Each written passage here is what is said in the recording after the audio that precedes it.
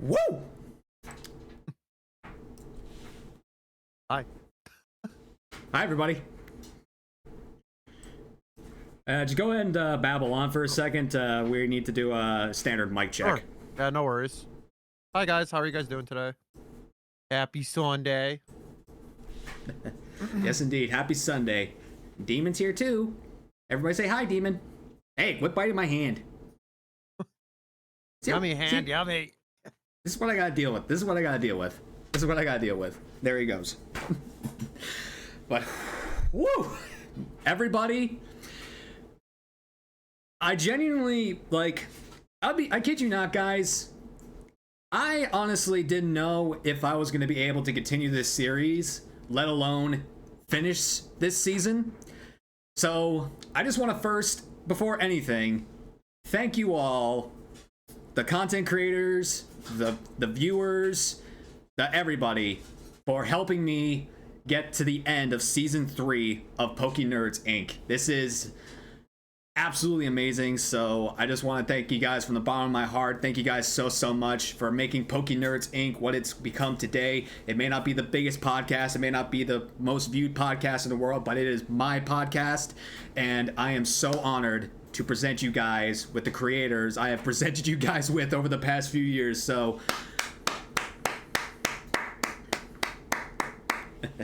so as I like to proclaim, ladies and gentlemen, boys and girls, and all the fellow pokeNERDS of the world, welcome to the Season 3 finale of the pokeNERDS Inc. podcast. A Pokemon exclusive podcast just for us pokeNERDs to sit down, relax, and get to know other fellow Pokemon content creators in the Pokemon community.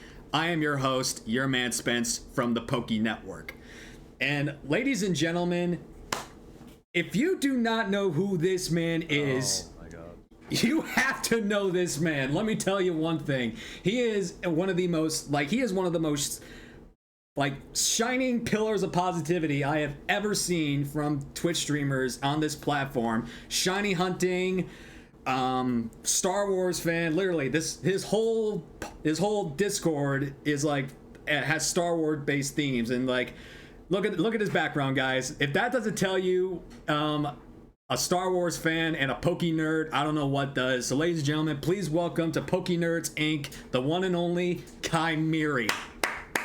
Thank you so much, Spence, for that lovely intro. I appreciate it. Thank you so much for having me. I'm excited.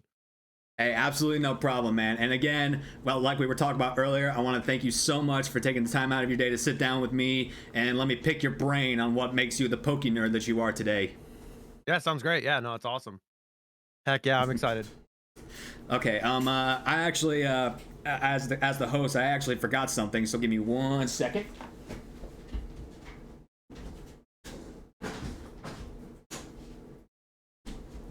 I wonder what it is. I forgot my H2O. Hey, that's valid. Okay, that's totally valid. I was like, what could he have possibly forgotten? But yeah. Oh, and speaking of H2O, we gotta hydrate. Nice. No, there's a hydrate command in the chat. You need to hydrate. Oh, me?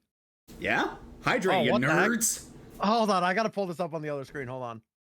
All right. But yeah, guys.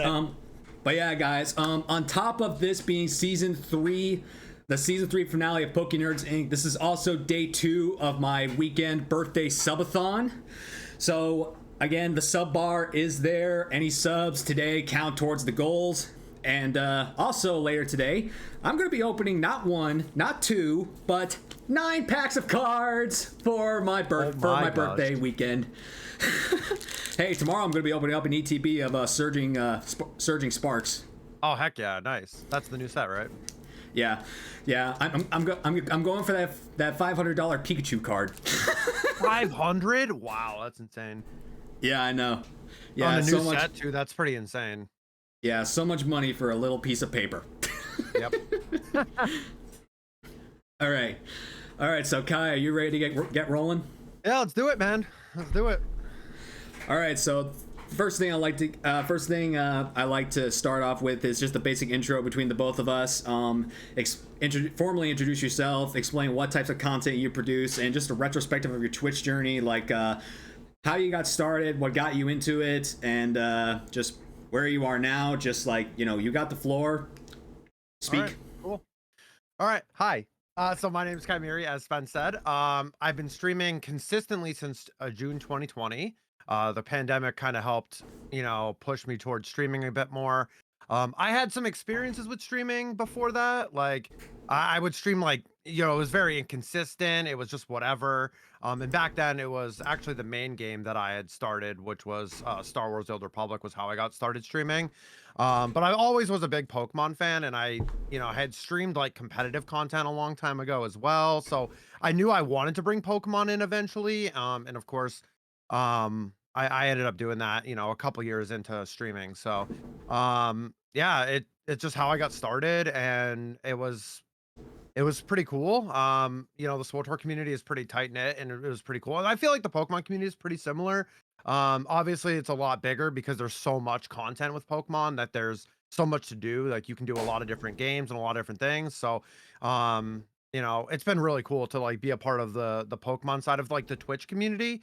As someone that's been like a competitor, like I played in the competitive like VGC stuff for a long time, before, even streaming, of course. So, I got to meet a lot of people through that, and then I started streaming it, and it was like, oh, I'm gonna do something more like casual, like because shiny hunting was just something that I was like, I never really did before, and I was like, you know what, let me try doing that, and it was pretty fun, and I'm glad I did it. And mainly my content was actually like PvP, surprisingly. Of course, being a competitive battler, that kind of makes sense. So for Star Wars, I was playing PvP.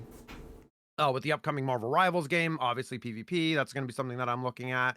Been playing some Call of Duty as well. So that's just something that I grew up on, was playing competitive games and stuff like that. But Pokemon just has this like, it's like the chill factor of Pokemon, like being super chill and just kind of super nice to play no matter what, and just kind of doing your thing, and you can just chill out playing it and meet so many other Pokemon fans, which is so great too. Exactly. I mean, heck, I kid you not, on Friday when I went to buy most of these cards, I just started randomly talking to this guy in the shop. Turns out he's actually a YouTuber. So I was, oh wow. Yeah, and fun fact, this guy actually has almost 100K subs on YouTube. So what? I was like, yeah, I'm like this is just another. It was just a prime example of how the world is just way too small, and like you just gotta go to the right places to meet the right people, For sure, yeah, for sure. Yeah, like that's true. Yeah, whether it's IRL, Twitch, YouTube, Kick, whatever streaming platform you stream on, it's just the right way to meet the right type of people for what you want to do, Yep. I agree with that. All right, so for Kai's perspective, and also for anyone here from Kai's community, allow me to formally introduce myself. My name is Spence. This is the Poké Network, and yes, I put emphasis on the "the." I label myself as a variety Pokemon streamer because I stream pretty much any type of Pokemon content you can think of. I do shiny hunting, I do challenge runs, I do playthroughs, I play I play fan games, and also obviously I'm a podcast host. Aside from Pokemon, depending on the season, I dabble a little bit in horror games. I didn't do any this year because I was too focused on getting my channel back up and running. And aside from that, I also dabble in Hades. And here's me sitting here waiting for Hades 2 to be released on the Switch. I don't have a Steam account, so I can't play the game right now. And I've seen people play it, and I'm like, oh, I want to play this game so much. But what got me into creation, it kind of like started all the way back in my teen years, because I even to this day, I'm still a major YouTube watcher, and I watched a lot of Pokemon related YouTube videos, from all the big boys like A-Drive, Patters, Shady Penguin, such and such. But the one guy I watched the most and still watch to this day is M&J TV. And he was a major inspiration for me to getting into creation. So in like 2019, I actually emailed him, not expecting a response at all, just asking for advice on how to get started as a content creator for like Twitch streaming and whatnot. To my shock, he actually responded. Wow. Yeah. So after I got the email, I didn't really have the money to start, invest into starting up. So I'm like, just like you, when the pandemic hit, I actually started streaming in June of 2020. Oh wow, same time, pretty much, literally the same month. That's crazy. Yeah, I started streaming the day the Isle of Armor DLC released. What day was that? June 17th. Oh, I was like the 20th, so I was like right after that, like pretty much, because I had like this like surgery thing going on, like that I had to take care of. It was something with my mouth, so I couldn't like talk for like a while. So I was like, what am I gonna do? I can't stream. So I just waited till like the end of June. But yeah, that's pretty cool. Oh, see. But yeah, I pretty much dumped my whole stimulus into my starter setup, and then That's a good idea. I tried to stream consistently, but then I just I kind of got discouraged by the no viewers, so I kind of like steered away for a few months. But then I decided to just go ahead and start up a Shield surprise / Wonderlock, and just see how that goes. And like to this day, there's only one community member I have that even remembers that series. Because it was like I never saved any of the VODs, and it was just one of those really old like one-offs that I did. But after that, I started doing more shiny hunting and doing more challenge runs. I finally started doing randomizers, which I wanted to do for so many years. So finally started doing randomizers, and I just learned how to properly stream. And finally got affiliated in January 2021, and then ever since then it's took off. And then this year has been a little bit rough for me because I just I just really couldn't handle streaming with all my mental stuff going on right now. But I finally got the help I needed, and I'm back stronger than ever. And I'm just here to chill out, have a blast, and see what other Pokemon things I can create. Yeah, that's awesome. I'm glad you're back. I'm glad you got the help you needed and you got through it, because that's like the hardest part, is like trying to figure out if like how to go about all that. You know what I mean? Like some people are like afraid to do that, like they're not like willing to, accept the help or whatever, and well, I'm glad you were. Yeah, I'm glad. I'm happy too. I mean, I'm not. It's not that I was not unwilling to get help. I just had to find the right help. That's true. Yeah, the right help is also important. Yep. Indeed. All right. So now, what I'd like to discuss is the origin of our channel names. So, where did Kymeri come from? Okay, this is really funny. So, this is actually going to go into like a thing you just kind of said too. I felt like I also had it easier before we go into the name. I felt like I had it easier on my comeback from like during the pandemic, because during those like times where I did stream, like whenever it was like very inconsistent or whatever, I was still able to get like affiliated back then. So like I came back and I was already affiliated, so like I could like push toward like other stuff. My name comes from actually Star Wars Galaxies. It's another Star Wars MMO. There's characters with the last name Kymeri, and I thought it sounded really cool. I was like, oh wow, that kind of sounds like Chimera. Like it's kind of cool. It sounds pretty sweet. And I was like, oh, maybe I'll go with that for a name. And at first, funny enough, since you are the Poké Network, I was also the Kymeri at first, until I hit partner, and then I just shortened my name because it just sounded better. But yeah, no. So basically, it was just from like a Star Wars Galaxies article. It was like these Dathomirian Night Sister characters that I was like, oh wow, that name sounds really cool. I'm gonna use that, and yeah, it's kind of how it stuck. It just stuck. Hey, whatever sticks. I mean, heck, I mean, my channel's my origin story is pretty basic, but before we get into that, my mod Try wants to know how we met. I believe I raided into you one day. I think that's just how we met. Yeah, I want to say, I mean, we have a lot of like people that we've known. Like I was looking back at the people you had on the cast before today. And I recognize like a ton of names like Shine, Oh Snap It's Brit, and Fatal Vixen, like a lot of people, like Turbo. I like there's a lot of people like I recognized, and I was like, oh wow. But yeah, I think you raided into me one day, and then that's kind of how it started, really. It was just through Twitch. You took a chance on it. You're like, oh wow, I'm gonna just raid I'm gonna raid Kai, and then boom, here we go. Yeah, I think that's pretty much the gist of it, because I mean most of the pokeNERDS that I have met over the years. I mean, so as of you, I've interviewed 31 individual Pokemon peeps. So a majority of them I either raided into or met through stream teams or whatnot. But That's awesome. yeah, that's pretty much the gist of how we met. I mean, actually, because I only met you this year, you don't know that the Poké Network is not my original channel name. Really? Nope. Oh well, actually, boy, I got to hear that. Let's go. well, let's put it this way: I've always been Poké Network, but the pronunciation has changed. So Gotcha. So when I was in college, when I wanted to start my channel, I knew I always wanted to be a Pokemon creator. So I wanted to put Poké in my username, so I'd be a little bit more easy identifiable. And I went to college for business administration, and I will tell you one thing: there was a lot of group projects, especially in the courses that I was taking. So I had to do a lot of networking with all my college people to get these projects underway. So network kind of was like ringing in my ears. So Poké Network just kind of rolled off the tongue pretty good. So when I tried to put it in the Twitch, they're like, nah, nope, already taken. So I was like, what am I gonna do?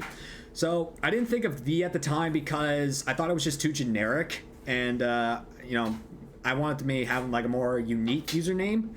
So I put an S in front of Poké Network simply because Spencer is my real name, right. and so it's just my first initial. So my initial username was S Poké Network. But here's the problem. Here's the problem. I don't like using underscores, and Twitch doesn't allow you to use hyphens. So the S and the P in my name were right next to each other, both capitalized. So you can imagine, you can imagine how over the years, people have mispronounced my name. Yeah, I was called Spoke Network, Spoken, Spoke, S-Poke, Poke Network. Every mispronunciation you could think of, I got called it. Yeah. So I feel that. Yeah, I didn't change my name to the beginning of 2023, and so I dropped the S, put the V, and it's been a drastically better change for me professionally. So like it's just people don't mispronounce my name anymore, so it's just a lot easier. To me, it just makes more sense. I mean, you're talking about mispronounced names. I mean, Kymeri's not really it. Like, it looks simple, like on paper, but I was like Kymeri. Like, I got called like I don't know. Like I can't remember some of the things that people said. I'm like, you can just shorten it to like Kai. Like Kai Guy is a nickname I have. Like, just a bunch of different like nicknames. So I'm kind of like, just call me whatever. Honestly, like it's okay. Like you don't have to call me like you don't have to call me my full name. Like it's cool. But yeah, no, I totally understand what you're saying. Like the worst feeling in the world is going into a stream, like you raid in and you're like, they're like, oh thanks, and it's just the wrong name completely, and you're just like, oh boy, now I have to explain this, like, because like they may not know, and that's fine too. Like I understand if names are complicated. I'm bad with names too sometimes. So a very like hard name is very hard for me to like say, but if they just tell me how to say it, then I'm gonna be good with it. Yeah, like I try my damnedest to be as professional and like pronounce the name as easily as it rolls off my tongue. But if I'm corrected, then I'm corrected. So not much we can do at that point. Yeah, right. Exactly.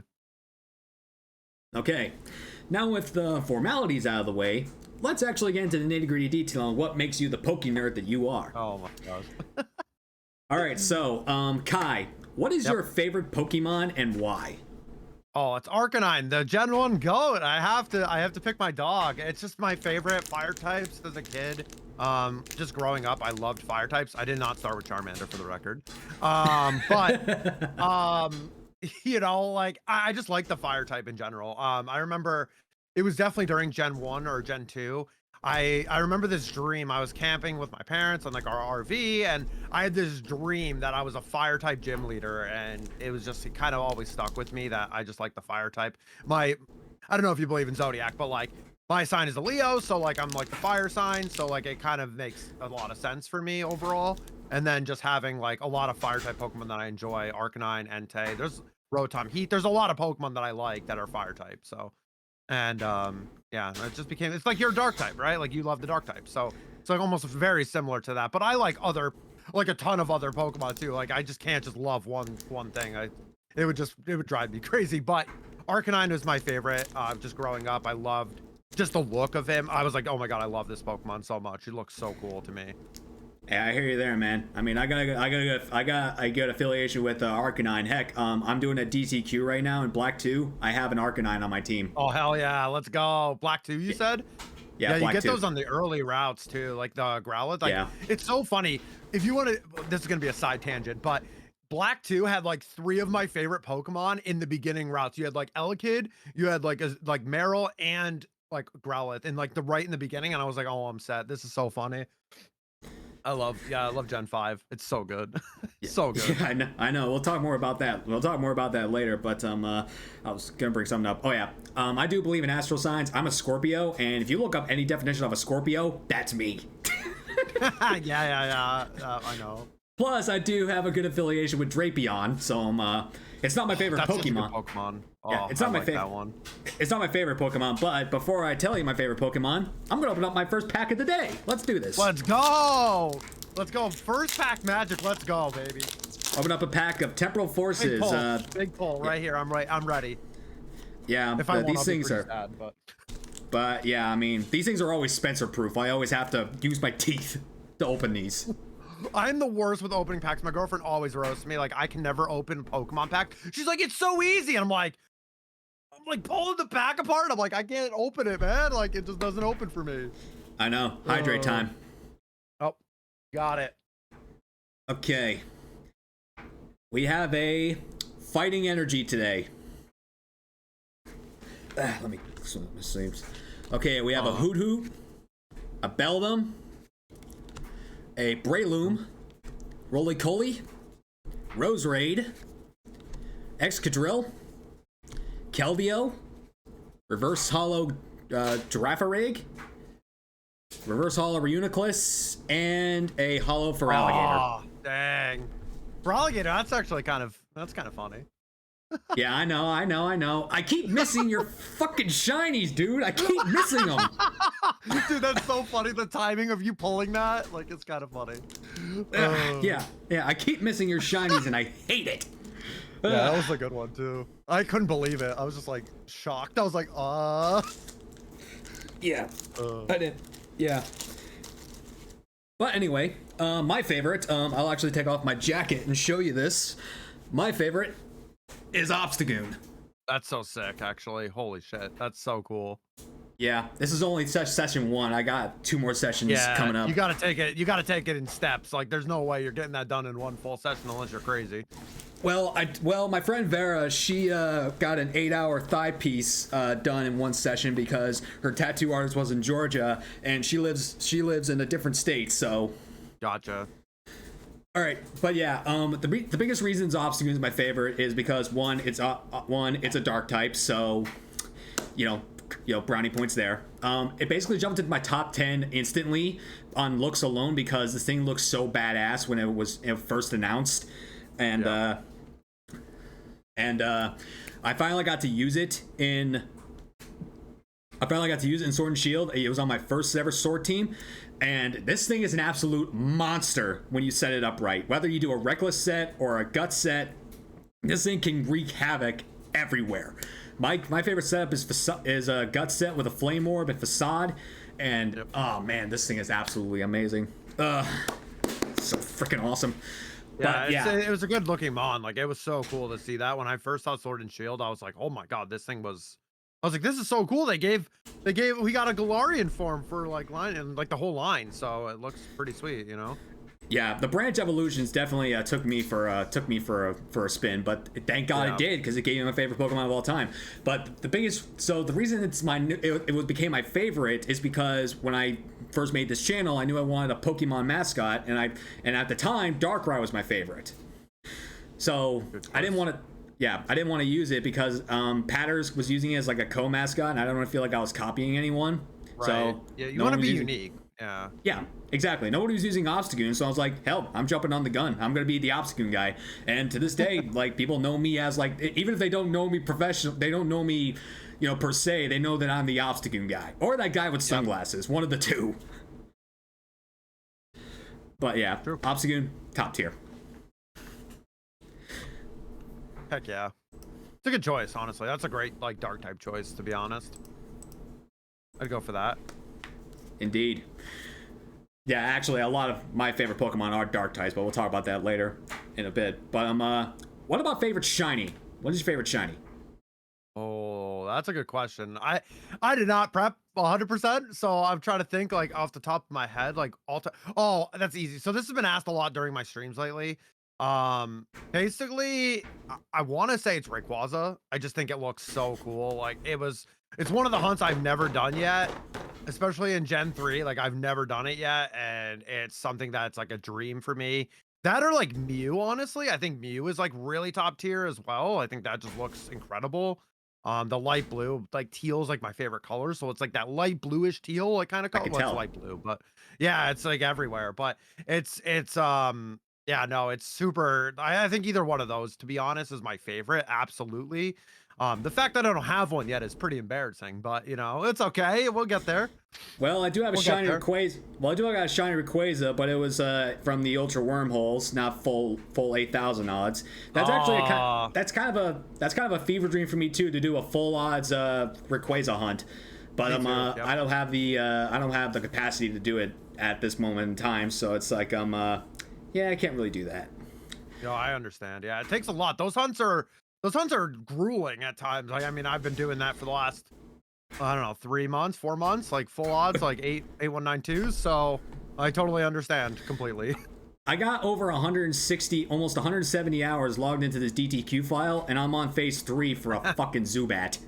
Oh, not the Zubat, not the Zubat. Hey, hey, it's a Dream Team quest, and I love Crobat. Crobat is sick. I won't lie. Crobat is pretty dope. Yeah. I don't like Zubat or Golbat, but I'm like, Crobat is pretty sweet. I'm like, all right, we'll go with that.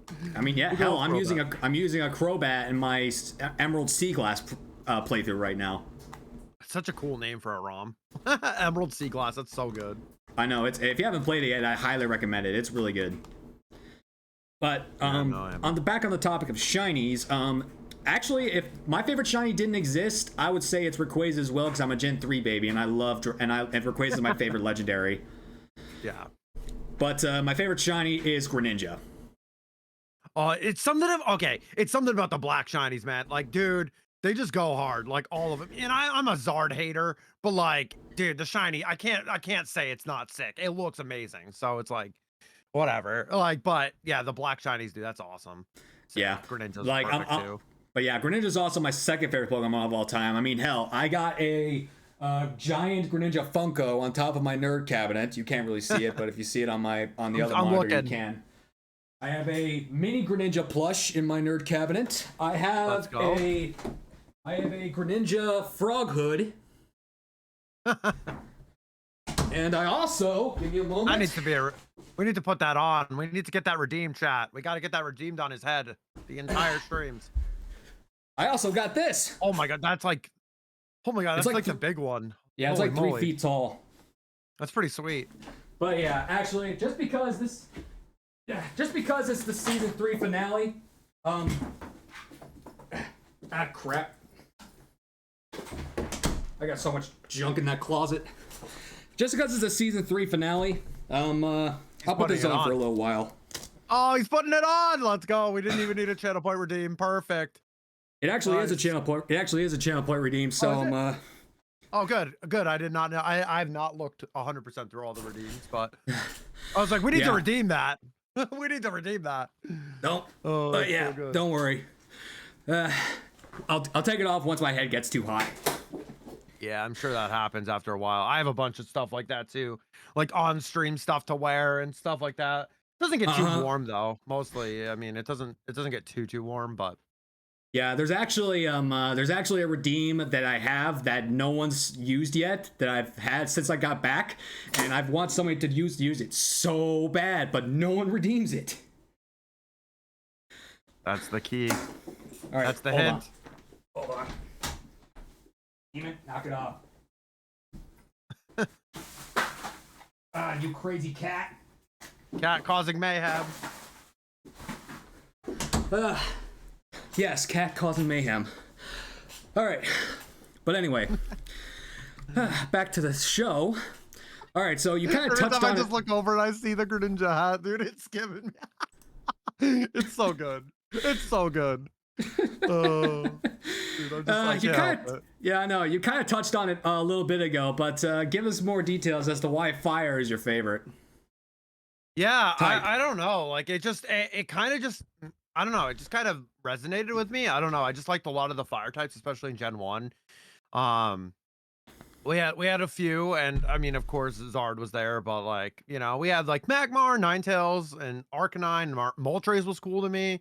And then Gen 2 came out, and I love Entei. So like, Entei is like, probably second fire favorite, and I just love that Pokemon so much. And they're just like, I don't know, they're just cool types to me. I just like the fire type. I think it's like it's really cool. They're just like fire, like especially watching like anime and stuff like the Pokemon anime, like the fire type just looks super cool. Like them using like flamethrower, fire blast, like they just have cool like abilities and moves, and I just really like the look of them overall. I just thought that, hey, that was like my favorite type. So yeah, like when I was a kid, I leaned more towards fire types because, you know, I had a lot of favorite fire types like Typhlosion, Houndoom, and such. But as I grew older, I started to gain like a more deeper mental connection to dark type Pokemon because, you know, they always get a bad rep for being the evil type, and they're not evil, they're good boys. Plus, I think they always have such nice killer 6 designs, except for two individual. Yeah, plus I just love the movesets dark types get. I love Crunch, I love Dark Pulse, and like my top 5 favorite Pokemon of all time are all dark types in order: Obstagoon, Greninja, Darkrai, Hydreigon, Umbreon. yeah, Hydreigon is so good too. That's a great one. Yeah, Hydreigon's a really good boy. I used to hate it for the longest time because of Getsis, but as I grew up and learned how to use it and learned how to beat it, it actually became one of my favorites. Hey, they introduced the whole new type to beat that thing. I'm just saying. It's part of the reason why fairy type exists. So it's like Gen 5 Hydreigon was like crazy. Like that thing was tough to take down all the time. So I didn't have access to the internet, so how I beat it was I used a sock because it had sturdy, so it could not be O-code, and close combat at that big mother. The focus sash ability, let's go. Yeah, and that's why for the longest time, Sock was my favorite fighting type until Annihilate came onto the scene.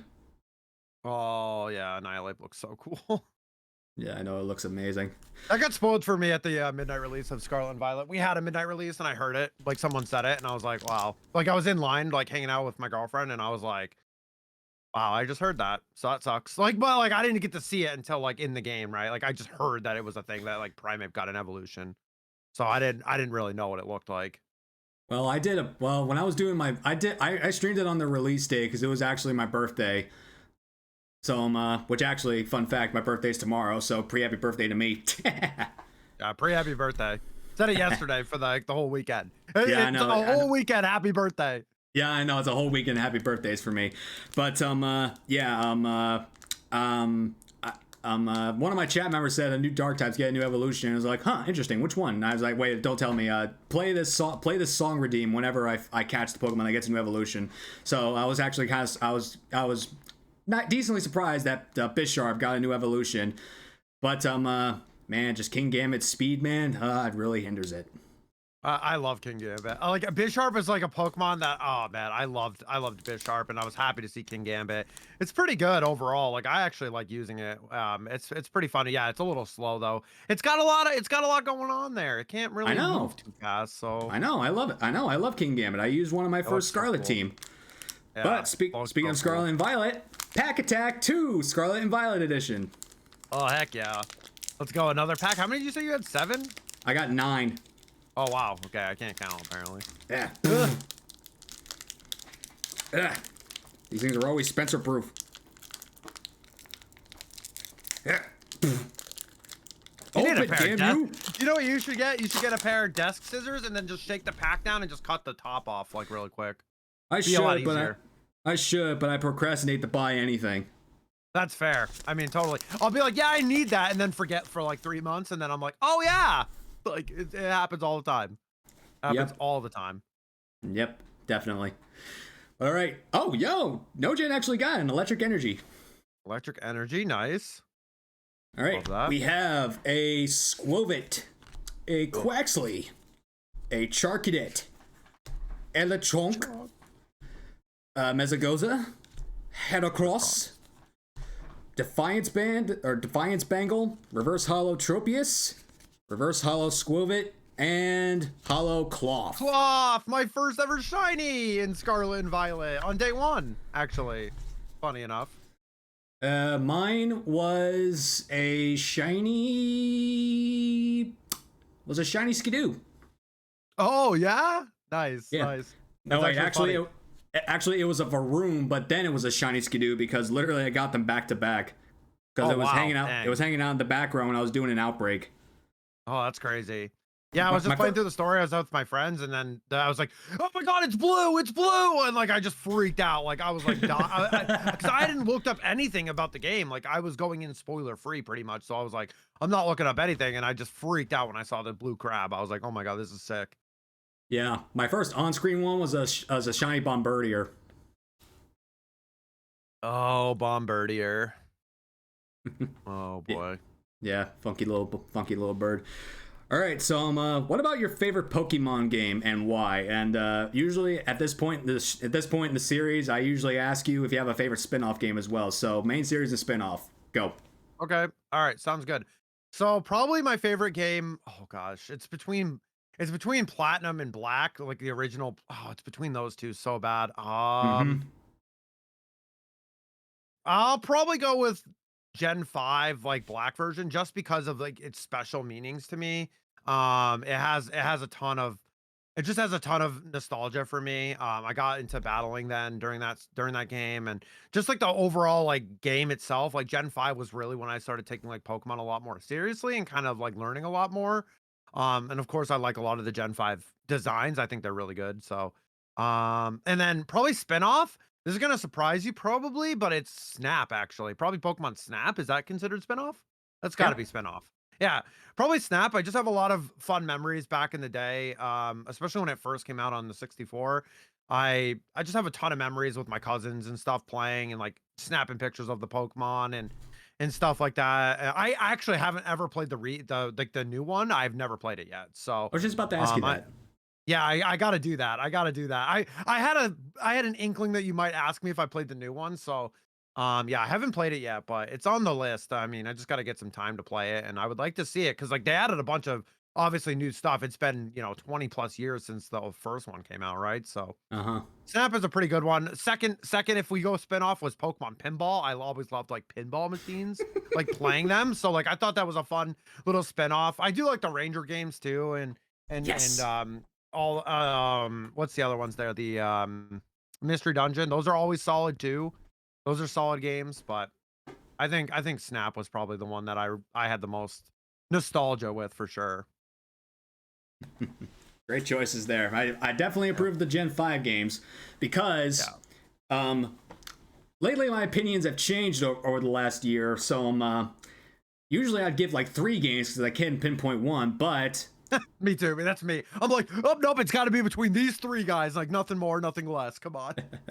Yeah, but thanks to recent events, including the full out showdown, I got to give it to Black 2, White 2. Yeah. Oh, that's a good. It's so good. The only edge, like the biggest edge Black 2 and White 2 have for me over the originals is the rival aspect, because normally your rival in the game always loves to try to one up you and try to be better than you in every way, shape, or form. However, Hugh is nothing like that. Hugh doesn't care how strong you are compared to him. He just wants to make sure you're strong enough to benefit his cause, which is to reclaim his sister's Purloin from Team Plasma. Yeah. It's a whole like story arc line. And it's cool. Yeah, it's different. It's a different vibe for sure. Yeah. It's also kind of like wow. It's kind of like why I like Gladian so much is because he's not like one of those like trying to one up you rivals. He's just kind of there in the moment, and then later on he actually becomes a true rival by testing your power. Yep, that's a good choice too, actually. Yeah, but spin-offs, I gotta give it to XD Gale of Darkness. Oh yeah, I could have said Coliseum too. That's right. I had some good memories with that game. Yeah, I know. I never actually played Coliseum, and I just jumped right into XD Gale of Darkness, and I fell in love with the game for a lot of reasons. One, just the basic storyline of the game. Two, the battling system. I love the double battle aspect because it gives you more. It makes you challenge yourself a lot more.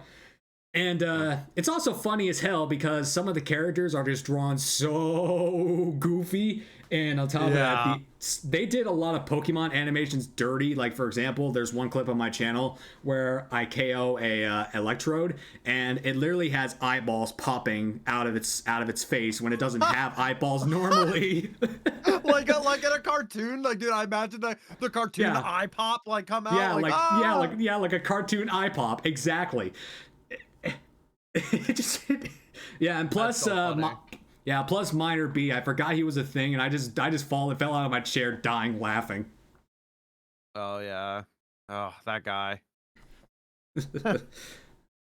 All right, now we need to shift gears, and we need to move from love to hate. Oh nice. Okay, so you don't know this, but I'm currently in the process of shiny hunting every single pokeNERDS Inc. guest's least favorite Pokemon. So whatever Pokemon you tell me is going to be added to my list of Pokemon I need to shiny hunt. So, oh boy. So what is your least favorite Pokemon and why? That's a good question. I wish you could give me the list. So, do you care if it's like a repeat of someone else's? If it's possible, it probably is possible. If it's a repeat, I put it underneath. Like for example, I got 3 people that hate Bruxfish, and that means I got a shiny hunt. That means I got a shiny hunt 3 of them. Okay, mine's probably honestly Greedent. Like, I just cannot stand that squirrel. I can just not stand it. I have PTSD from Unite. It's mostly a Unite problem, but like, you know what? It turned into like the real game stuff, and I just can't. That Pokemon just is. It's such a meme, dude. I don't know. I can't stand the little squirrel. I can't do it. The squirrel. No. I can't. You mean the big Chungus squirrel? Yeah, the big Chungus squirrel. Yeah, they're not little. Yeah, I can't do it. Either way. Squirvit is kind of there too. Squirvit's at least cute. I mean, a little bit, but definitely not Greedent. Have fun with that. There you go. Have fun. I'll be there. Well, it's not going to be for a while. You're in round 5, and I'm currently stuck in round 2. Or stuck in round 1. It's all good. I'll be there. Don't worry. I'll get there. We'll get there. Okay, so I gotta take off my hood for this one because my most hated one gets me heated big time. Your head's just gonna like heat up. What are you, like? Is this Hades from Hercules? Like, no, my blood just starts boiling. Do you remember how I said there's actually 2 dark types that I said that their designs are absolute shit? Yeah, no, I remember that comment. Yeah. Yeah, well, actually, it's mainly the one I hate so much, but my least favorite Pokemon is a Lowland Persian. What? Oh, poor Persian. Oh no. I actually don't even hate it. Oh no. That design is absolutely horrendous, man. I don't know how you're giving it sympathy. It's the chunky cheeks, man. It's the chunky cheeks. Yeah. You tell that to the Greedent that you love.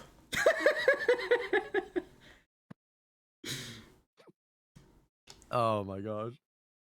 Okay, so the biggest reason why I hate it is this. So, as you know, I love dark types. And before, Sword and Shield were a thing and Piers and Marnie came about, the closest thing we ever got to a dark type gym leader was Nanu, the kahuna of Ula Ula Island. Yep.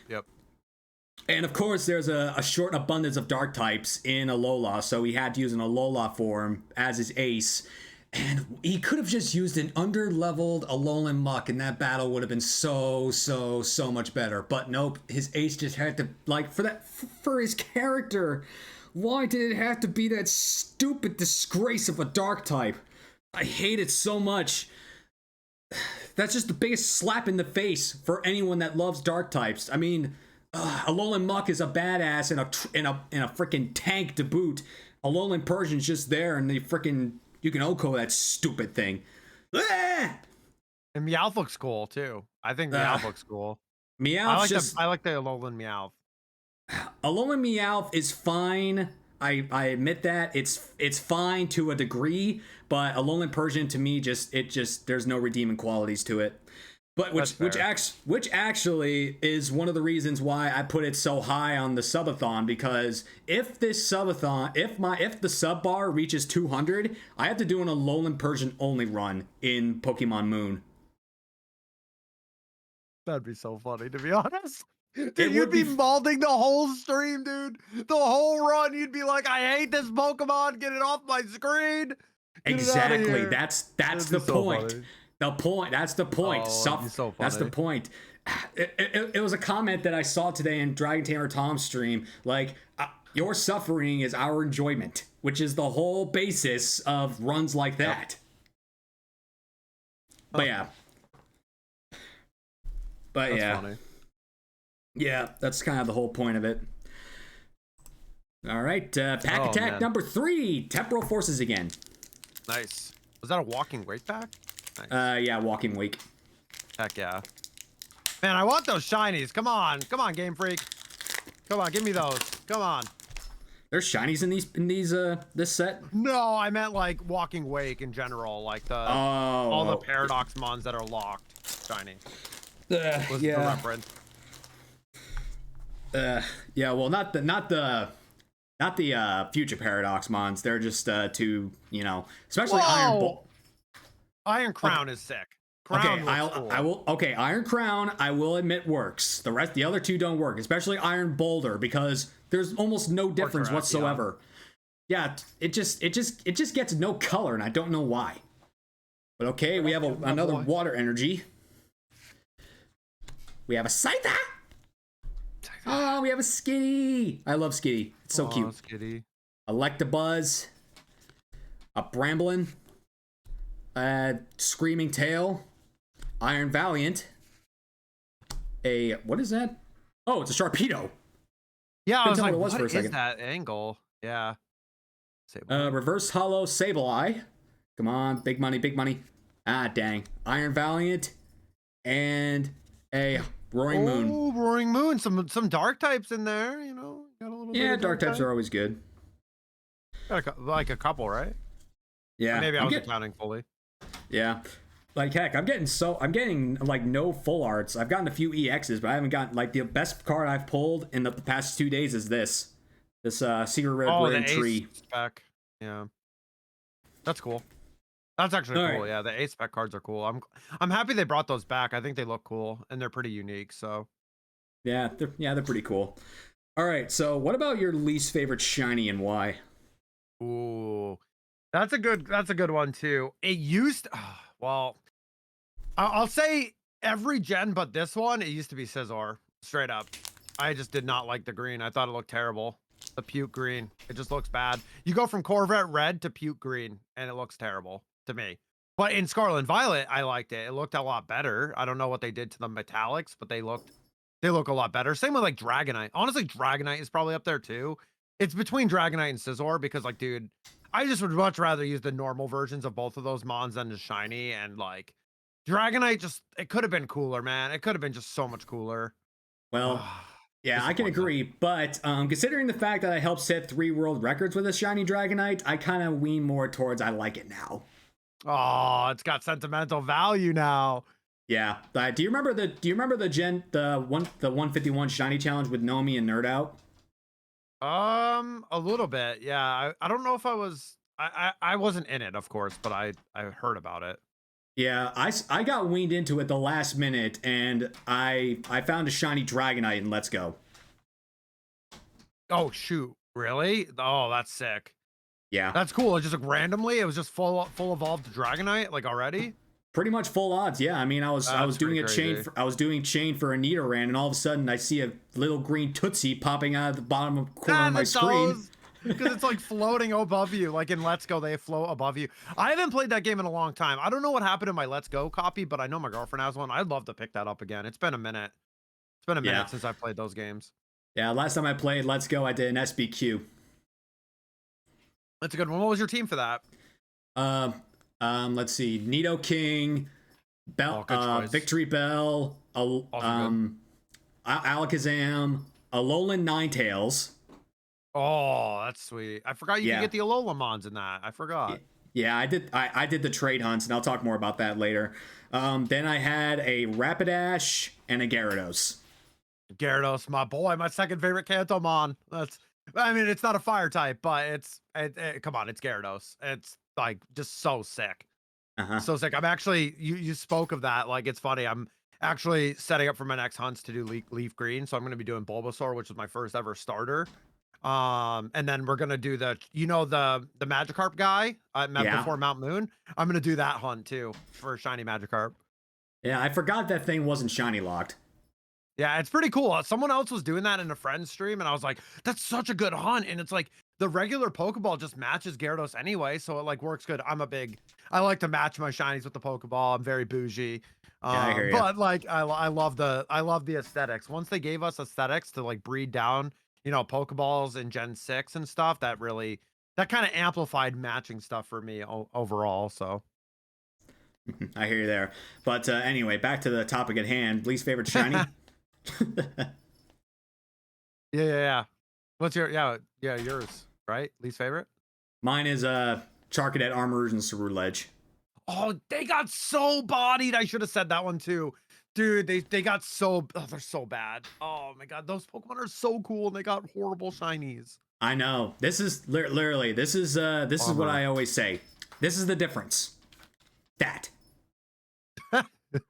this is technically shiny me because this is my normal look on stream. So yeah. Normal, shiny, normal, shiny, normal, shiny. Basically, yeah, same thing. Just the eyes. Before these guys shinies were revealed, I would have said Regice, but they're just so bad. I've said this every single podcast. I've said it every single one. All they had to do was make Charcadet a burnt out charcoal gray color, and then swap the color schemes of Armorrouge and Ceruledge, and they would have been some of the best damn shinies in the game. Yeah, I just say color swap would have been sick. Like I think I've said that a couple times on stream when someone asked me about like Charcadet and stuff or Ceruledge and Armorrouge. Yeah, damn, it makes me sad. Ceruledge was on my first team. It was so sick. I was like, this Pokemon's cool. Then found out its shiny was absolutely terrible. Armorrouge was on mine, and Ceruledge was on my first Violet team. Yeah. But yeah. Yeah, it just there was so much missed opportunity, but then just Game Freak just dropped the ball big time. I hate those subtle shinies. My boy Garchomp deals with the same thing, man. Well, Garchomp's gotten a little better over the years because of colors. Yeah. Like color desaturation kind of benefits Garchomp because its shiny is a little bit more noticeable. Yeah, it's a little bit more like pale purple. It's like really hard to explain. Yeah. But yeah, I know exactly what you're talking about. Yeah, for sure. Yeah, and I'm speaking of desaturation. There's my boy frickin' Drapion, completely desaturated the second he hit 3D. Well, I haven't seen a shiny Drapion in a long time. I had one in Gen 4. Yeah, that's the point. I did a Skorupi chain, I think, before. I think I did like a Skorupi chain radar before. I can't remember. It's been such a long time.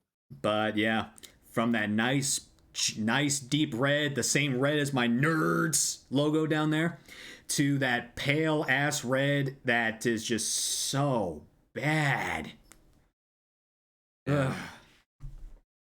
But anyway, so what about your least favorite type and why?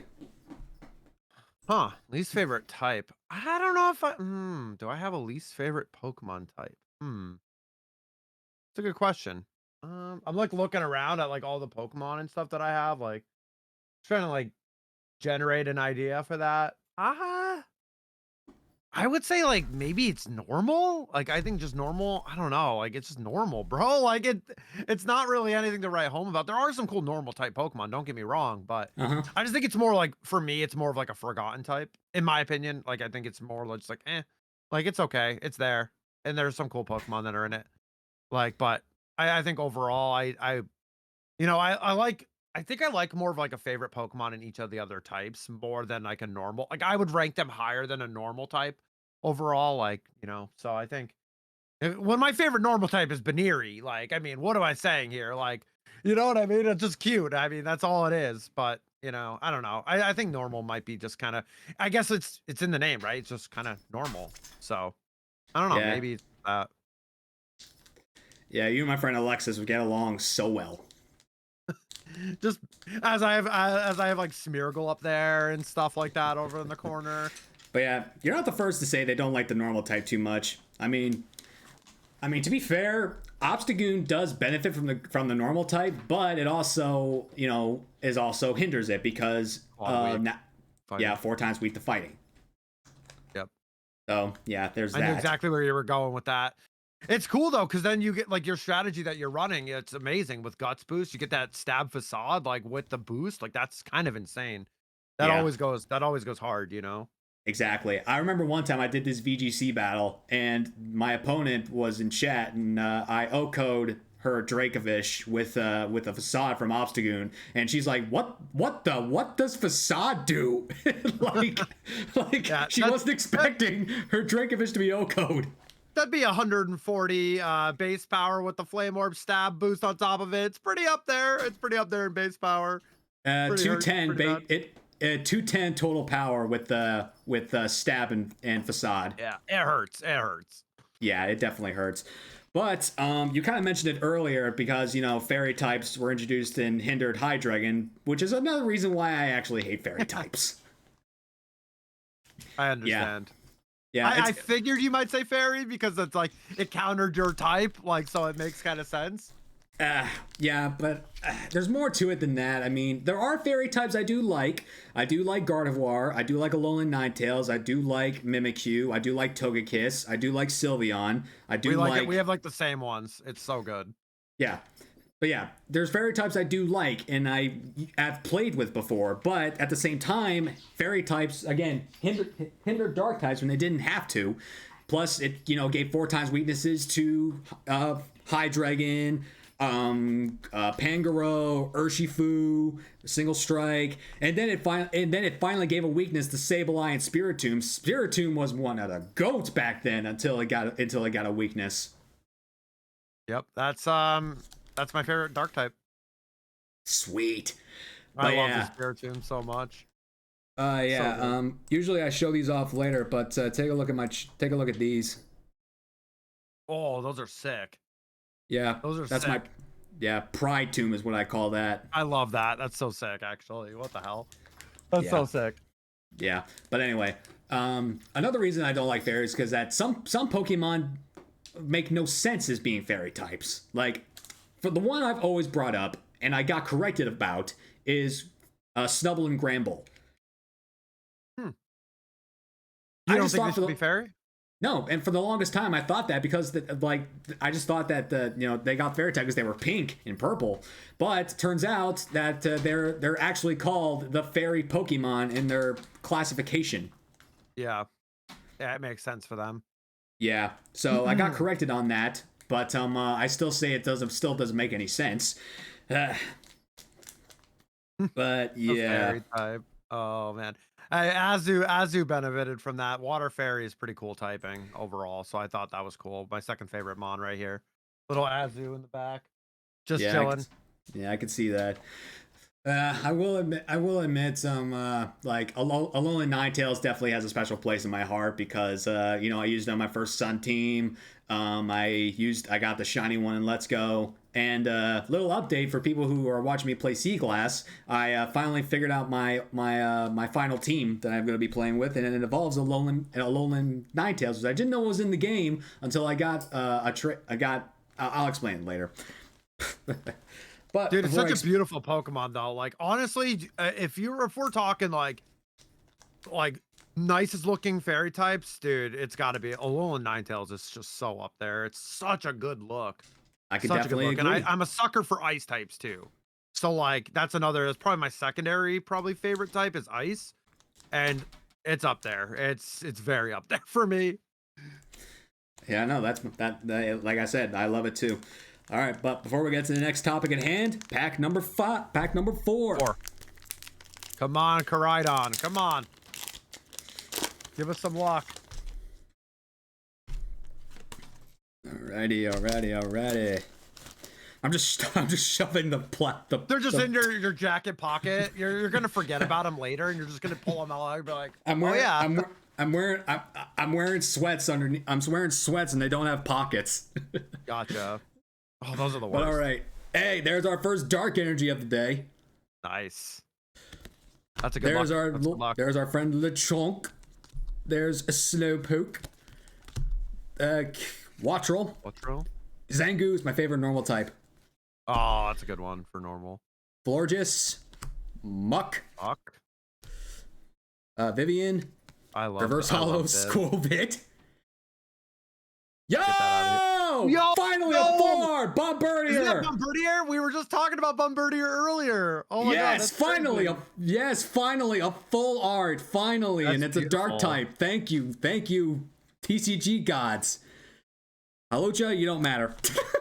Oh. Rip Halucha. Hey, I love Halucha shiny. Don't get me wrong. It's got a really unique shiny. It's really like distinct.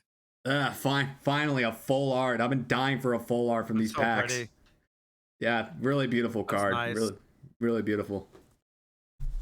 Finally. But all right. What about your least favorite Pokemon game? Least favorite Pokemon game? Huh. Yeah. I don't know if I have to pick a least favorite, it'd probably be base Sun and Moon, but just because it's only because Ultra is just basically a better, more complete game, and it's like they basically didn't do very much to change the game. They just kind of gave us the same game, but an alternate ending and different things to do. So I think Sun and Moon to me, like if anyone, so I've always said this, and I don't know if you've ever heard me say this in stream, but like if someone's like, hey, I've never played Gen 7 yet, what game should I play? Should I play Sun or Moon or Ultra? I will never say base Sun and Moon. I will always say Ultra Sun and Moon. That's it. I fully agree.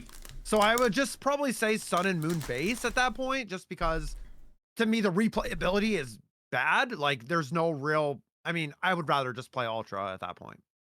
Yeah, Ultra definitely got me like Ultra definitely got me like dead set into shiny hunting, because I mean I did some SOS chains in Sun and Moon, but I didn't like shiny hunt legendaries, Ultra Beasts, or anything like that until I got the Ultra Wormholes. Dude, it's such a good shiny hunt method. I love the wormholes a lot. Like they're one of my favorite methods. They're cool. Yeah.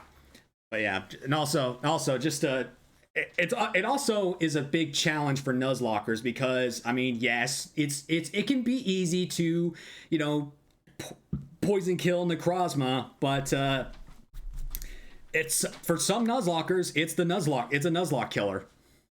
Oh yeah, that Necrozma fight can be so hard. That can be brutal. I can't imagine doing that as a Nuzlocke run, and you're like, you got to be prepared for that. Like I would even like see what's in my box, give me the best matchup possible, because like my gosh, like if you're running that and you lose Mons, like it might be detrimental to the rest of the run even. Like I did a dark only Nuzlocke in Ultra Moon, and I think I did the toxic strat with my Alolan Muck. But I was more scared of the double Omni boosted Rabombi, to be brutally honest. The Rabombi. Oh yeah, the dark type, right? Yeah, but that hurts. Yeah, but 2 words: fear strategy. Oh no, fear! Oh, fear! Yeah. Oh, thank you. What Pokemon was your fear? Alolan Raticate. Oh, that's funny. Yeah. The freaking rat. Yeah, I know. The totem one you get from the stickers, that's what saved my ass. Nice. But for me, I gotta go with X and Y. Even though Really? Yeah, even though it brought some of my favorite Pokemon, it just feels like a really underdeveloped game. I could see that. like there's basically no post game whatsoever in this game. There's a few things you can do, but there's like nothing to do besides Friend Safari afterwards. If you didn't do Friend Safari, then there's nothing for you to do. That's true. I can see that. I did like their online system way better. The PSS system was so good back then. So much better than what we have even now. Like Sword and Shield was terrible for it in my opinion, and then like Scarlet and Violet's is a little bit better. Like I like that they're using the codes and stuff. It's a little bit easier, but I mean, I just like that system where you could see your friends' names and stuff. I thought that was cool, you know? Yeah, I fully agree with you on that front. But also, like I said, it was the first 3D game, so they were testing a lot of waters, but also at the same time, they just made the games way too easy. This was the generation that started the hand-holding in Pokemon games. I agree with that. I think they've just made it so easy to get like everything stronger Pokemon, like everything. Like it was just I think that's the game that introduced like the EV training bags as well. Like you could just do the bag training. Yep, if I recall correctly. Like, and you could do that anytime, and it was like free pretty much. I think I don't remember what the currency was or something like that. Yep, it was free, and plus that's I will give it credit. That is a time saver for Nuzlockers, for EV training Nuzlockers, hardcore Nuzlockers. But just overall, the game just felt really incomplete. There's areas of the game you couldn't go to, and there's just like the battle mechanic, the battle system. Megas broke the battle system, made it way too easy. Again, way too easy.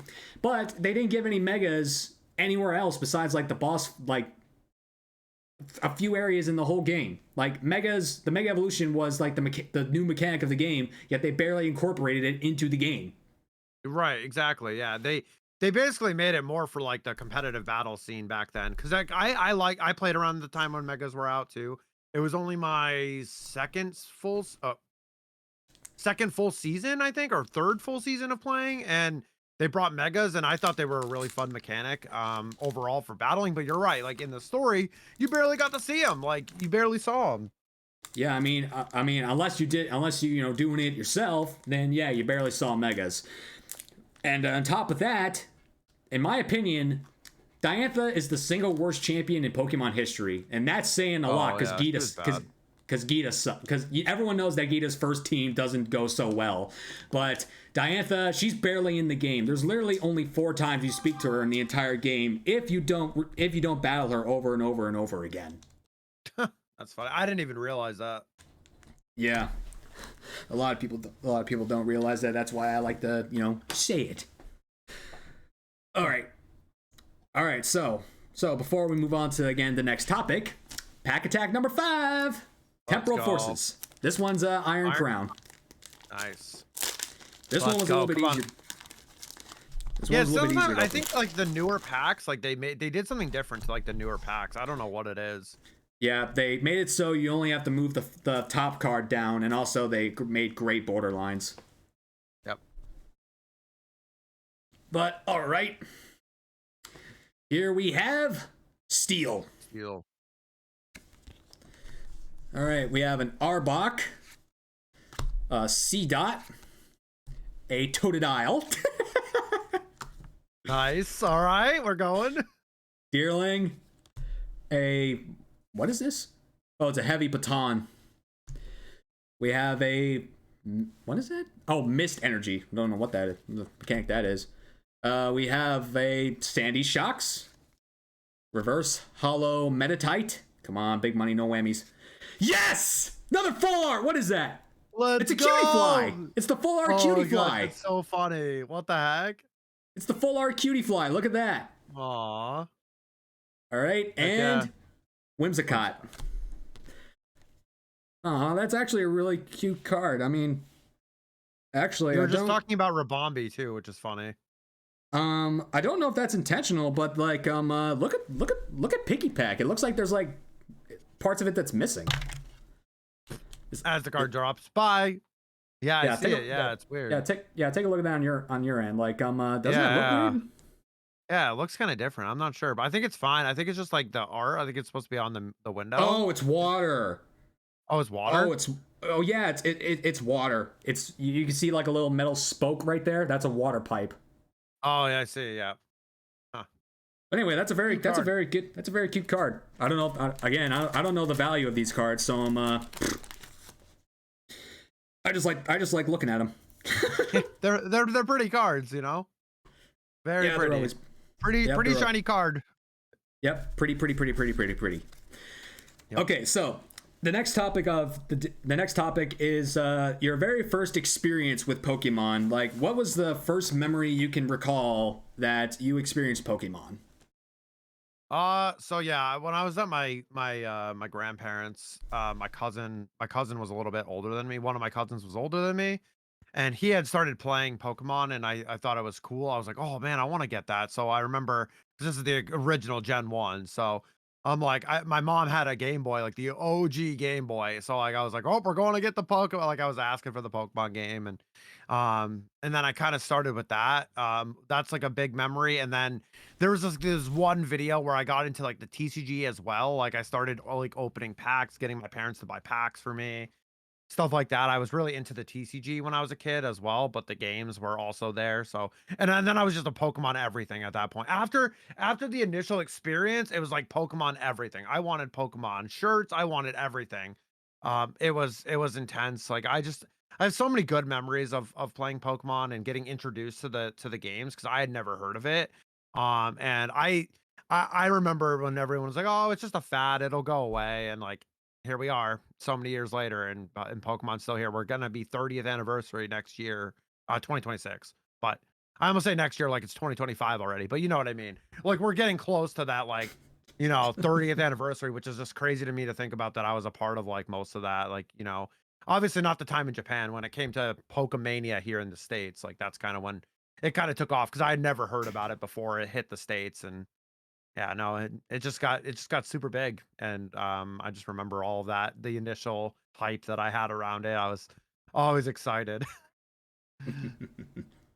Yeah, I hear you there, man.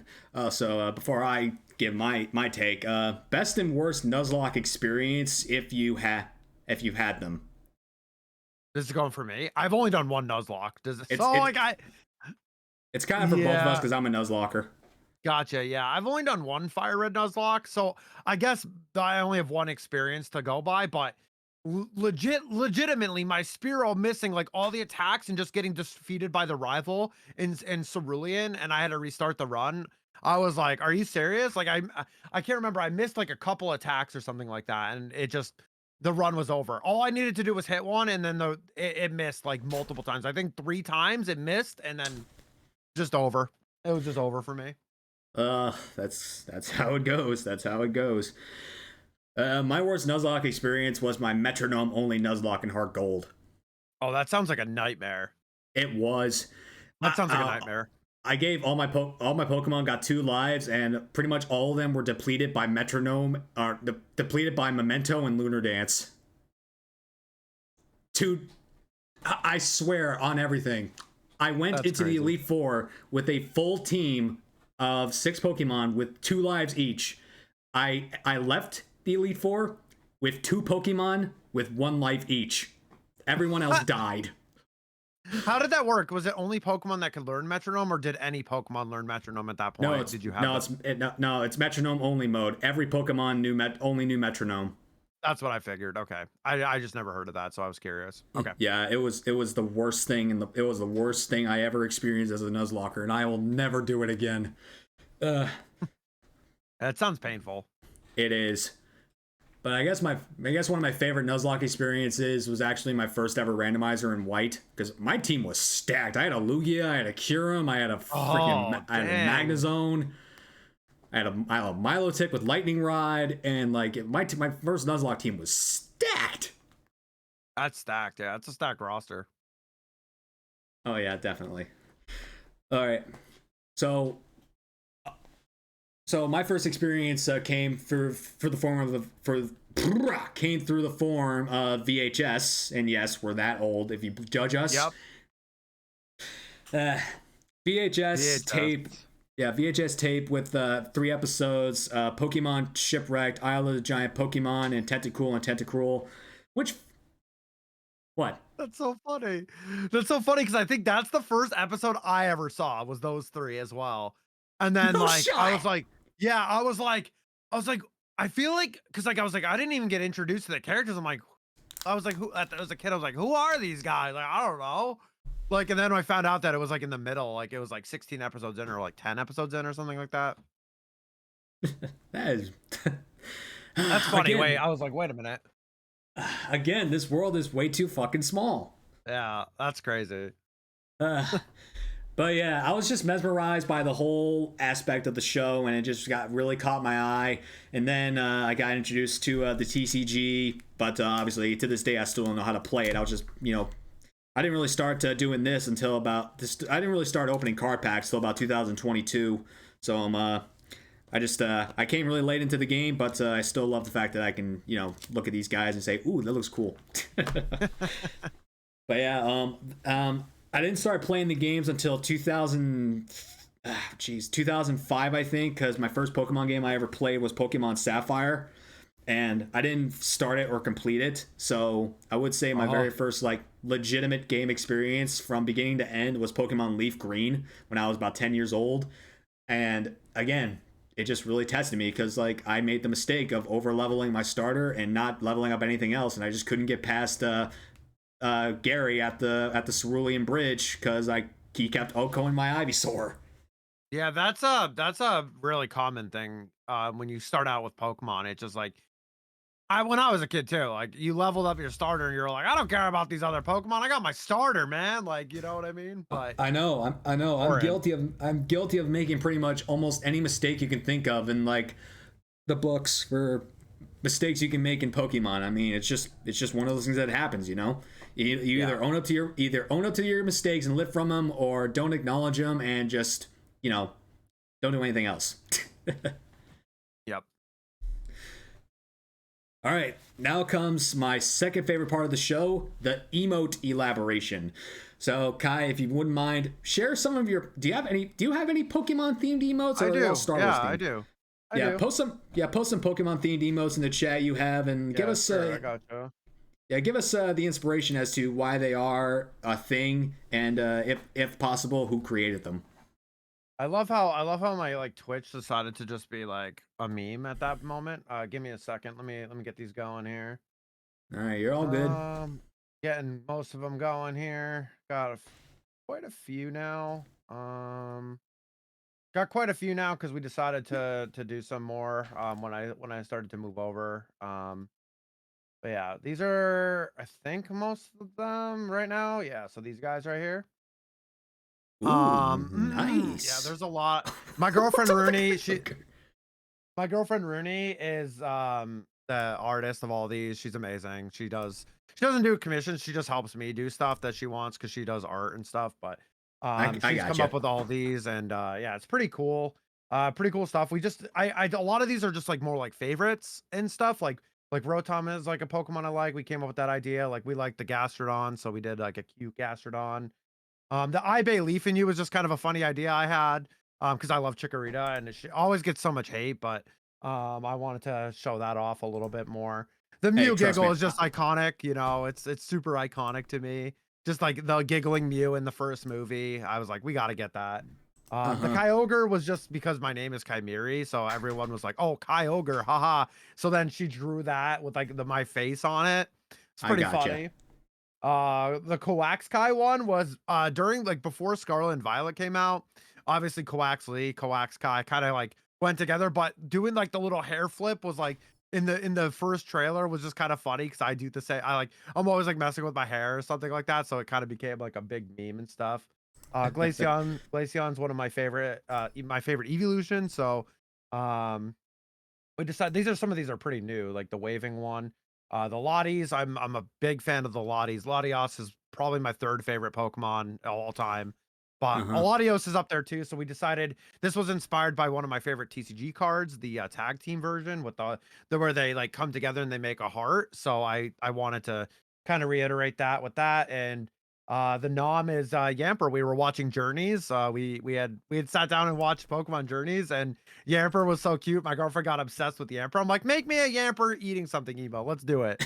And she just had a good time with it. And yeah, so those are like the stories kind of all like they're not they're just like Pokemon I like, or you know, I let my girlfriend kind of just go, hey, like make a cute emote and we'll go with it. And yeah, no, we've added a lot more Pokemon over the time, you know.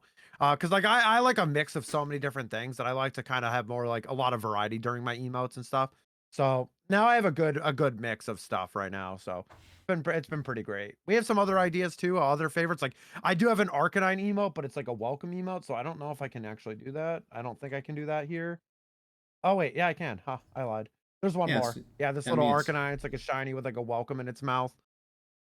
Yeah, so it's like kind of nice. our welcoming emotes, yeah.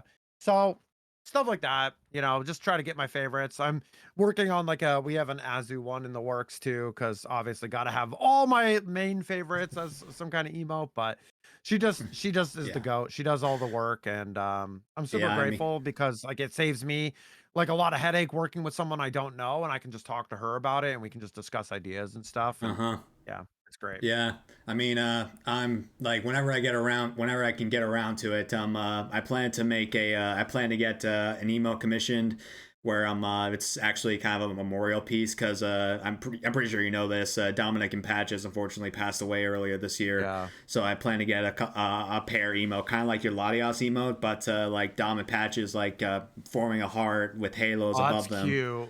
For That's cute. I like that. yeah, so I know who I want to get it made. It's just the problem is I'm kind of like dumping money into this tattoo right now, so it's like Gotcha. it's not an expense I can you know break open right now. So as Very soon as true. I can, I plan to get those made because you know I always plan to honor my boys. That'd be really cute, actually. I like that idea a lot. That's a good one. Mm-hmm. All right, let me post mine. Pretty much a majority of my emotes are Pokemon based. So I will warn you, they are mostly dark types because you know I'm the dark type guy. No But worries. there are some in there that are not dark type based that are you know reasons for they're there for a reason. So here are all mine. Oh my gosh, I love the Zorua. Yeah, Oh my Zorba god, get the ban is so good. Oh my god, they're so good. yeah. The Grims, the Grimmsnarl's killing me, dude. That's Oh, that's my least used emo, FYI. The Grimmsnarl sus. it looks so creepy, man. That's the point. Uh, Oh my god, I so, love the Alola, Alolan Vulpix chill. That's super cute. yeah, I of course had to be the sunglasses because you know I'm the sunglass guy. Makes But sense. here's some. So I loved the Zoroa giggling from the movie, so I wanted that as an emo but shiny and Hydreigon band because this is like my band hammer and also as doubles as a tap. So Oh, that works. Yeah. yeah, so I just got a traditional, you know, Obstagoon with its hands cover its chest because you know I'm the Obstagoon guy. So let's see what else. So I always have my high emote as Shiny Greninja. Just you know, I wish I could have gotten as an animate emote of it actually waving, but we'll just do that. Darkrai is my lurk emo because you know Darkrai lurks in the shadows. Makes sense. Valid. It's so good. It makes sense. Yeah. Yeah. So Reggie Drago is my shiny luck emote because Reggie Drago is my very first on-screen shiny. Oh, what a good one to get too, man. That's such a good shiny. Yeah, very first on-screen shiny, so that pays homage to that. I have shiny hype and rage for Obstagoon. I have shiny Zoroark Pog. I just wanted to have it holding up a Pog sign, just looking amazing. So that's what that. Grimmsnarl sus. I mean, yeah, I mean, it is what it is. I have a lantern themed emote because I did an electric only Nuzlocke in Shield and I fell in love with Lantern. It's That's almost an in my underrated Pokemon. It's it underrated. is. It is. It gets a really great. If it had a better base stat total, it'd be much more used because it has a great move pool. But unfortunately, I lost it before I got to the end. So it's like, oh man, Rep. yeah, I love sushi. I have GG's as a dust ball being caught. GG's. I have two types of jamming emotes. One is like Obstagoon, just jamming out with some music notes, and I have one that looks like it is wearing Obstagoon's wearing Pierce's costume. He has a mic with him. I love that. And of course, the show Pride, because I am an LGBTQIA plus friendly streamer. I have the Pride tomb for my my Pride community members. That's amazing. That's an amazing email. I love that. That's a really good idea. Yeah, Chris Killens created it, and it was kind of like a little fever child of mine. So like I said, the Alolan Vulpix chill. I actually have a history with Alolan Vulpix on this channel because I've shiny hunted Alolan Vulpix in every single Pokemon game that it's available in and got it. So yeah, Sun and Moon, Ultra Sun and Moon, Sword, Shield, Let's Go, and of course Scarlet and Violet. So yeah, every game. And as I'm paying homage to my favorite new fighting type, I have like Annihilate just punching the ground in front of it, and I call it Monkey. Okay, yeah, that's a good one. Yeah, it's funny. I got Umbreon blushing because it's like just a way to show like aw, you made me blush. And my most popular emote aside from Giggle is my baby demon biting and holding onto a heart. Galarian Zigzagoon. It's biting and holding onto a heart. And also as a flex, I have this as a flex emote when somebody gives me 20k bit, 25k bits, but Urshifu's single strike flex. That's a good idea. That's a good one. Yeah. I like that. They're all good. All right, so the next topic of debate up for now is hot takes. Do you have a hot take that would... do you have any Pokemon hot takes at all? I don't know. Like hot takes. Like, do you have an opinion? I mean, is it really is this really a hot take? I'm just glad we're not getting any Pokemon news right now because I want them to keep working on the damn games and just focus on everything. And because Scarlet and Violet at the core was pretty good with the story and all that stuff and overall, but man, it was buggy. It was a buggy mess. And I think a lot of people got turned away. I had friends that weren't hardcore Pokemoner people, but they played them and they were like, oh man, this game it looks kind of just janky. It's not really that great, and sometimes that's what really sets people apart is how a game looks and plays and not overall the story or the Pokemon sometimes. So just glad they're kind of cooking right now. That's not really a hot take. I think a lot of people feel the same way, but yeah, well, do you have an opinion? Do you have an opinion that wouldn't necessarily be agreed upon by the masses? Not really. I didn't really think of anything for that. That's I don't know if I have a Pokemon hot take. That's tough. I'm not sure. I don't think I don't know. I'll be brutally honest. I honestly think I will say this, Ceruledge is actually really good in my opinion, but Armarouge kind of sucks. Really? Yeah. Really?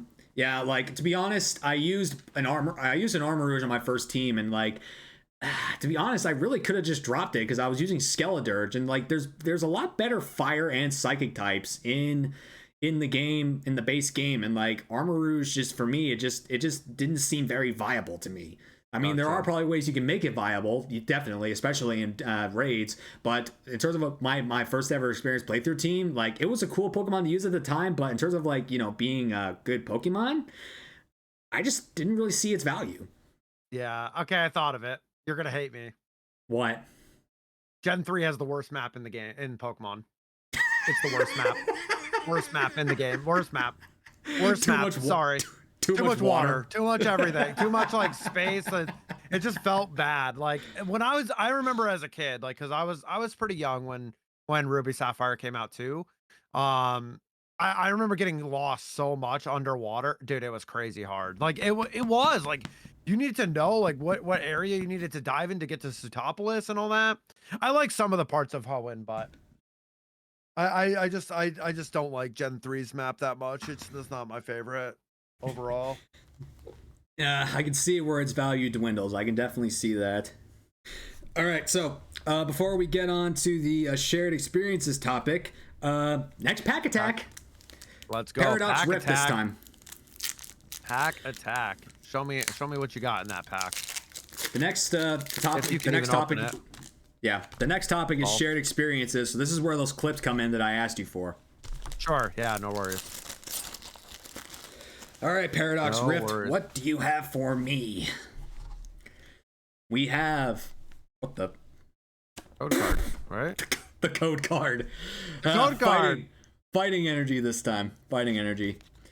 We have a Purloin, a Mienfoo, a Pharaoh Seed, Gibble, Gibble. Steenie, Panpour, Zepstrika, Reverse Hollow Honedge. No, wait, that's Doublade. Never mind. A Reverse Hollow, whatever the hell this thing is. A Cursed Duster. What the heck is that? I have no idea. Hey, Hollow Zekrom. Zekrom. Nice. Nice. All right, another miss pack. All right, so let's move on to the shared experiences topic, which is where I share with you guys some of my clips and some of Kai's clips, and we just react to them and figure out what the heck's all about. So bear with me, it's just gonna look funky here for a minute. Okay, so now I need to change the shared screen. Oh, this freaking clip, dude. I need to change. Let's see. All right, I need to hold on. All right, no worries. Okay, I'm just trying to remember how to do this. Change windows to this one. Go live, and there we go. So now we can watch. Oh, wow. We can both watch it in real time. Oh, good. Love it. All right, so this is back when, yeah, a little baby beard back then. Yeah, this was a while back actually. It was probably about a year ago or more. Because I was still at my apartment back then. My old setup. But yeah, as you can see, do you want me to preface anything? Do you want me to say something? If you want to, I mean, we can just jump right into it if you want. But if you want to say anything beforehand, go ahead. So basically, the context won't come up in the clip. This was just for me to see. If you can see that little black, part of the I thought that was a rock. Well, one, I wasn't paying attention. I was looking at the spirit tomb, so I did not see that. We were hunting both of these at the same time for like spooky hunts, kind of going on. And one of the hunts was a Sandygast, and I completely did not see that. I thought it was a rock. So this was just clipped for my community. I still don't live this down to this day. Like that, I missed this shiny, like straight up. I got it back eventually, but it took a while. Okay, so let's see this. Apart from what I played, I love those games. Personally, I love those games. Those games were amazing. Just I probably won't be getting the charm. I haven't decided if I'm going to use shiny boosting things. Some of those full odds are going to be rough, but it's gone now. Haven't heard about that? Yeah, I forgot what the name of the game is. Wish Black and White did, but no. Yeah, they didn't think about it. Far from what I played. I love those. Just basically me missing the entire Sandygast, thinking it was a rock. Like, my brain just did not think about that at all. I was like, there's no way it's in the background of the egg hatching for sure. But yeah. Yeah, definitely. Like when you shiny hunt and when you Masuda hunt in Scarlet and Violet, you need to have eyes in the back of your head because you never know when a shiny is actually going to be in the background. Like when I was doing a Masuda hunt for Mastiff, and I found I kept running into random shinies because just how Scarlet and Violet works. And I wound up just quitting that hunt and then just doing them a sandwich because like I hate Masuda in Scarlet and Violet. I hate it so much. Yeah. It's rough. Yep. I hate it so much. But anyway, looks like you got a butter god. So let's see how loud you can yell. You'll sleep good after that, David, for sure. But yeah, it's so cool, Willie. I love hearing that. It's so cool. Yo! Oh my god! It's Johnny Argaz! Oh my god! No way! What? No way! No freaking way! What? You'll sleep good after that, David. Dude, sure. Right before I moved too, I was moving, and this was like one of the streams right before I moved, and it was just crazy. It was just crazy because this was my first ever SR on stream. Like I had just done like a lot of Masudas or just like Scarlet and Violet overworld hunting and stuff like that, or Jumbos, but I had never done a soft reset. And I was like, you know what? Let's make Arceus the first one I do. And the fact that we got it in 2578 or 79 was just unreal, honestly. I'm trying to remember if I was there for this one or if I like was there shortly after you got it. Like every other shiny you've gotten so far. I think you came in like when I was trying to catch it. I actually had to master ball it because it started struggling. Luckily, I Oh, had an extra one, so I was like, "Oh God!" Like one of oh, my friends like traded me one, so I actually have it in the master ball. It's in Scarlet now, so pretty like sweet. Screw trying to battle it, man. Like I chucked my master ball the second I found the butter llama. I was like, "No, I want to get it matching," but then it was like it was, and you know what's crazy is I had the setup. Like I prepped my team. It was actually like I had Pokemon that were like pretty solid into this, and I should have done like the Lepa trick kind of deal, but I just didn't. I was like, oh no, I'll catch it. I'm pretty good at catching these things. Yeah, right. Arceus was like, yeah, no, buddy, get in the master ball only. Come on. Yeah, I mean, considering like, I think we'll talk about this in a minute. Yeah, no worries. Anyway, next clip.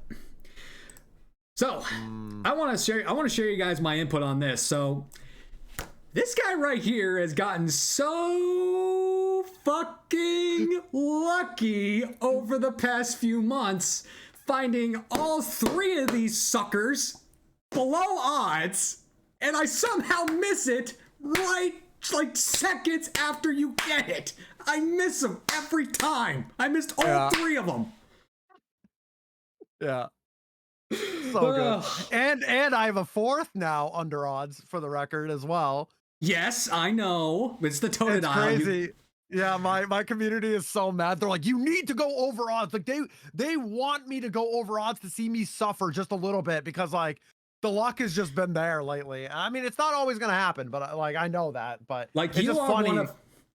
like you are one of two full odds hunters. You're one of two full odds hunters that I know that are so damn lucky under odds hunters. The other one was Pure Genesis, one of my former guests on the show. But let's go ahead and watch this again. I've seen this before, so I just want to relive this moment. I don't think we've done that yet. Have we, babe? Have we done a red? Yo! Oh my God! Shiny Cavalion! Oh my God! Yo! Let's go! Let's all start clapping. Thanks, Michael Scott. Let's all start clapping. Go!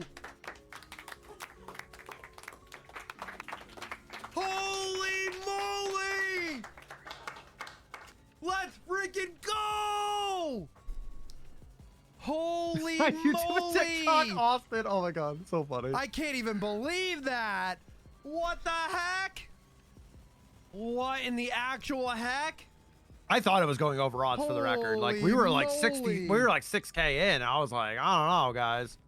Yeah, you were close. You were close. Yeah, have we done a red? That was so the reason I chose that clip. Obviously, they all have like a special meaning to me. So I was kind of like, oh, you know why I chose this? Because this was my first ever full odds 8192 SR ever. So that's why I chose it.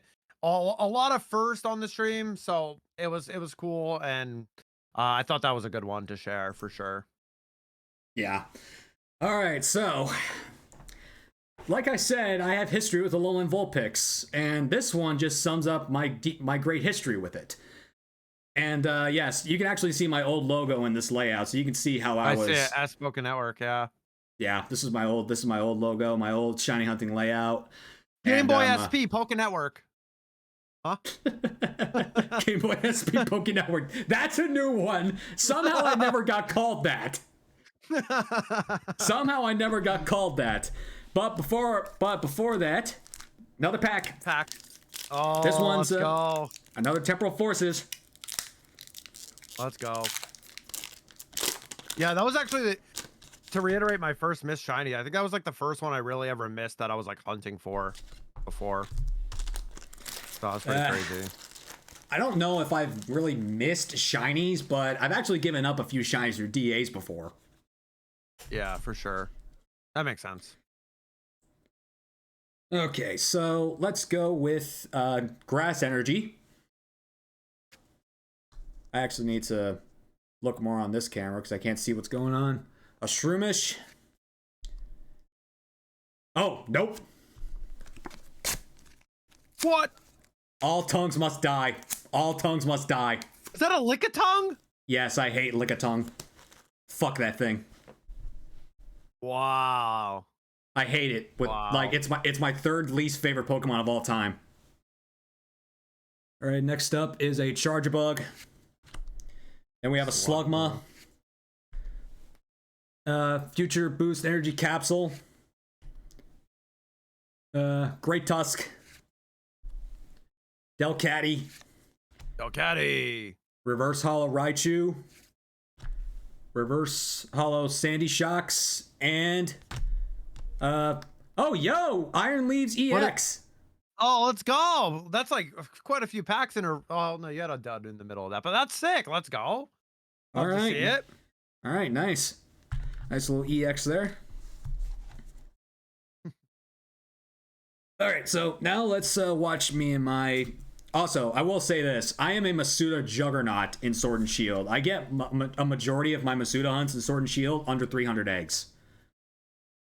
I almost chose my original second hunt, which was Sandy Gas Masuda in Sword and Shield right before Scarlet and Violet came out.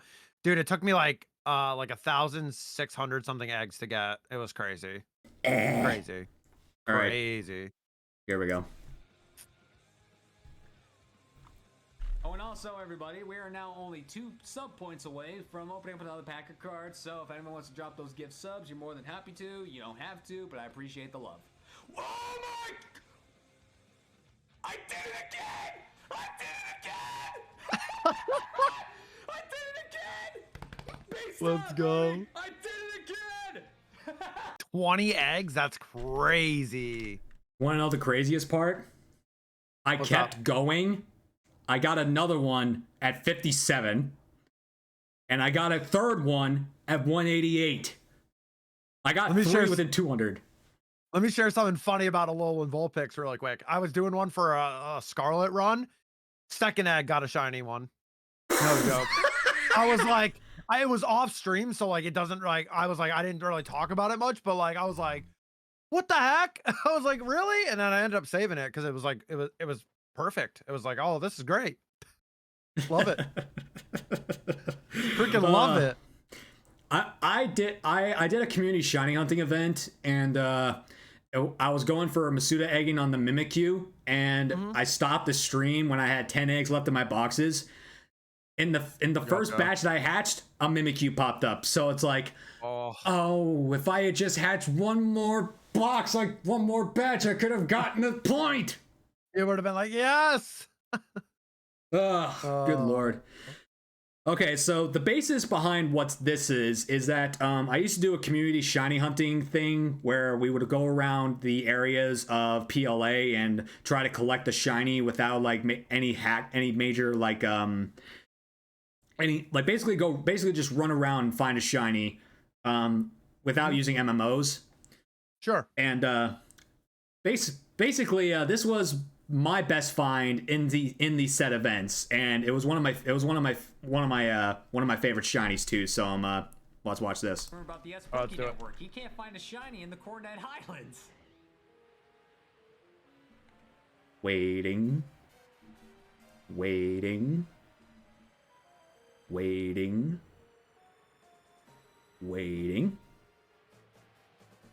No! Oh my god! No fucking way! Shiny Alpha Gliscor! No Holy, that's fucking such a good way! one. About the Poké Network. That's so good. I know. That's such a good shiny to get too. Alpha Gliscor, so sick.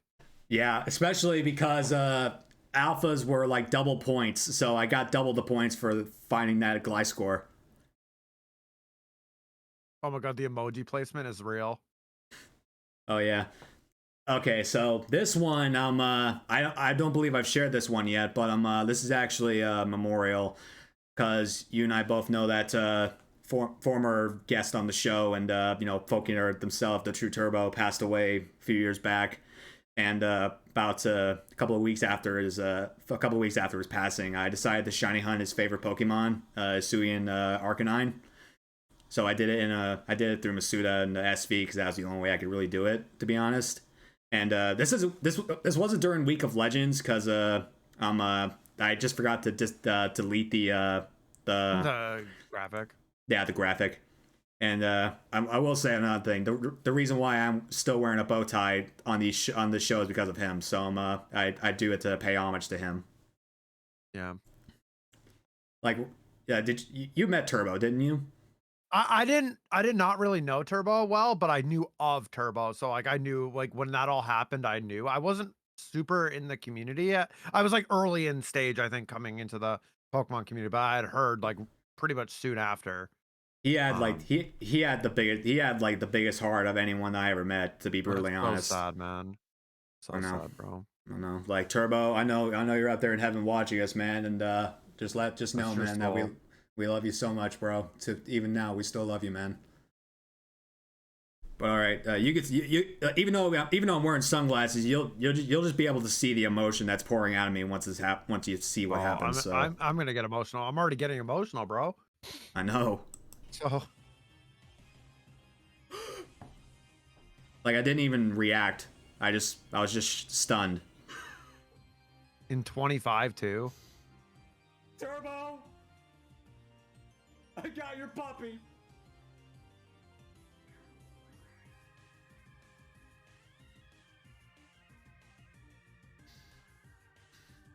I love this Pokemon too, of course. Special. 22 eggs. 22 eggs. That's crazy. I 22 eggs. I'll go down in history in saying this. He was there with me that day because I actually found a second one on the last egg in that batch. That's crazy, dude. That happened a lot for me in SV, like where I'd get like multiples in like some batches of eggs there. Like I'd get multiples, you know, at the end or like middle. It happened with my Sneasler actually. Yeah, that's absolutely crazy. But yeah, man, are there any like other like notable Pokemon things that you can think about that's have become like a major impact in your life? Oh, actually, hold on, I need to swap screens again so you don't disappear. Change windows to this, go live, and there. All right, so yeah, I mean, have you ever gone to like any of the like Pokemon related events? Like I don't know, Yeah. Give us a little bit of story to Yeah, that. so I was in college and my friends were like battling. So this is kind of like the intro to battling. It was kind of toward the end of Heart Gold, Soul Silver era ish, and they were building a team. My first ever team was built in Heart Gold, but I had no idea what I was doing. I was playing singles and stuff. So then Black and White came out. And my friends in college were like, "Hey, there's like a tournament in like New Jersey. We should go." And it ended up only being me and my best friend going instead of the other two people that were like in the group with us. So that was like my first experience with like VGC. So 2011 was like the first event I ever went to. And then in 2012, I was like, I'm gonna take it a little more seriously and try to, you know, improve and get better and all that stuff. So then from then on, it was like crazy.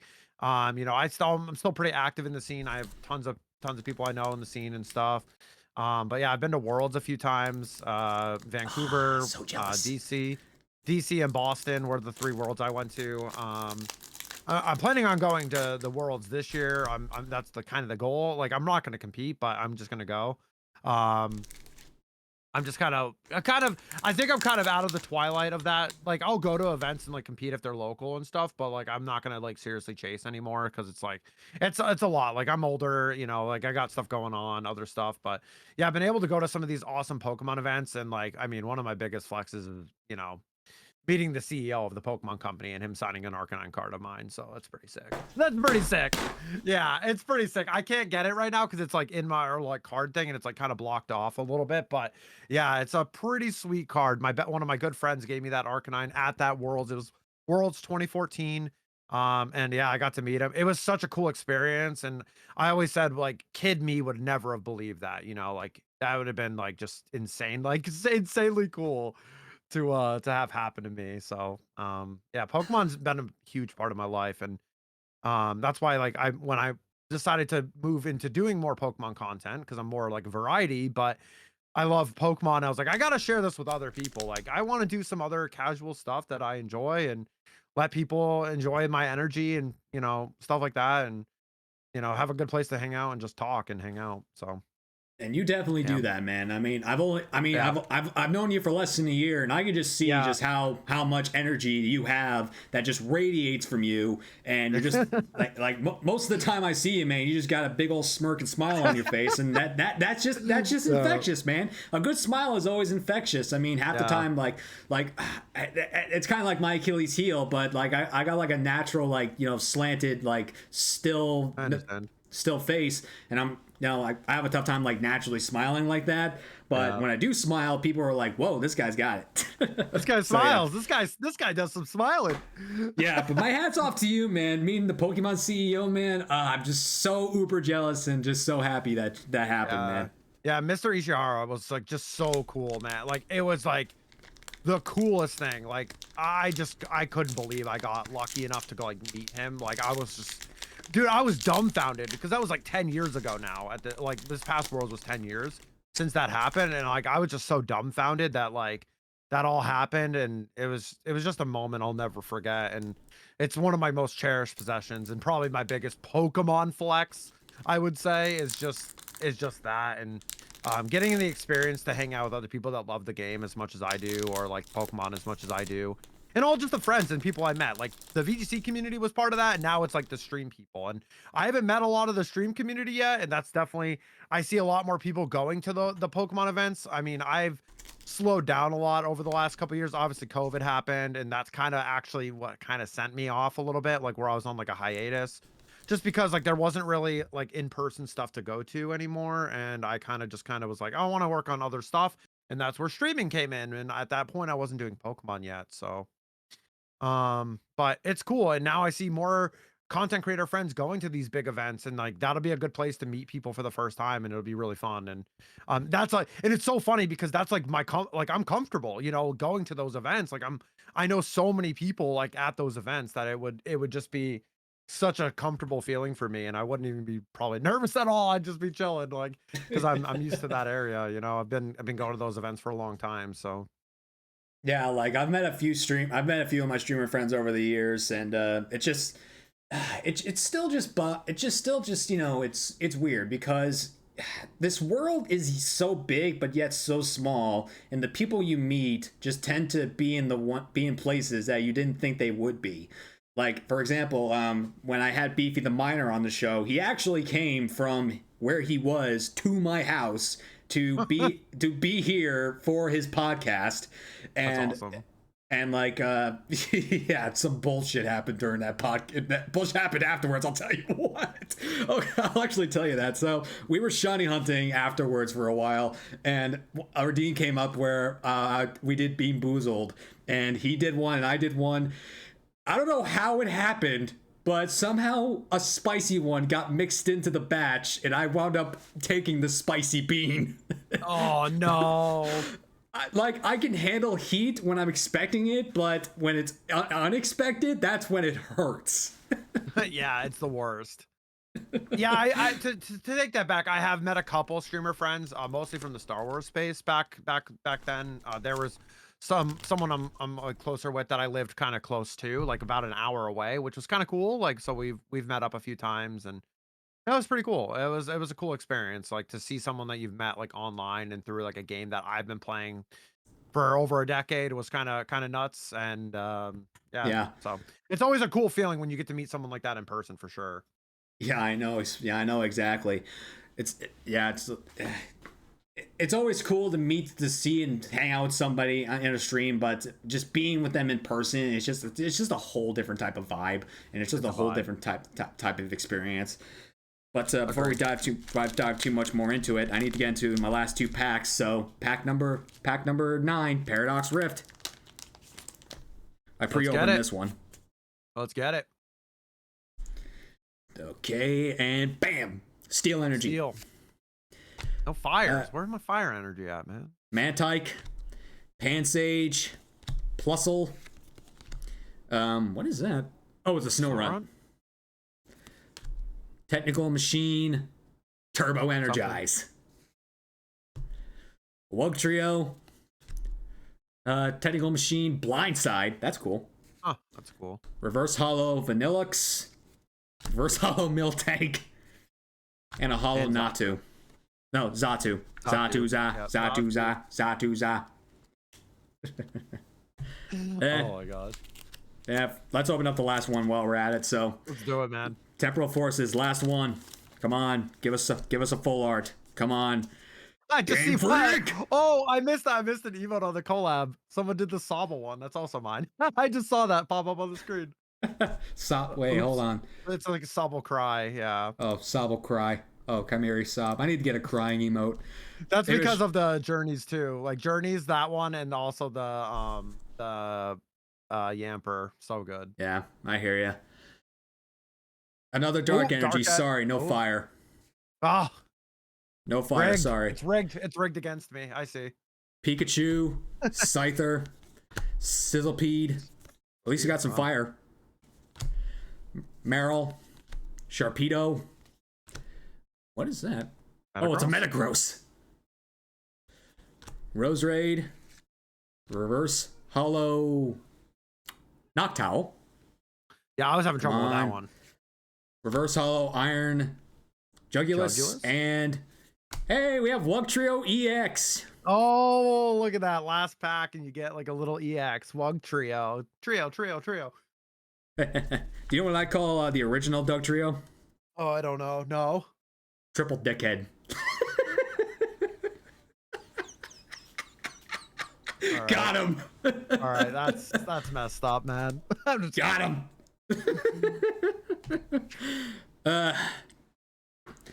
But yeah, I have yet to go to any like one of the big events like for any. But next year I plan to change that. I'm gonna try to go to PAX East because to be fair, PAX East has pretty much become TwitchCon East for all of us who like to go and see people. Yeah, PAX is a good one. It's a good one. Yeah, PAX East. I want to try and go to that one. Yep. And let's see what else. I was gonna bring back up something, but I don't remember what I was gonna bring up.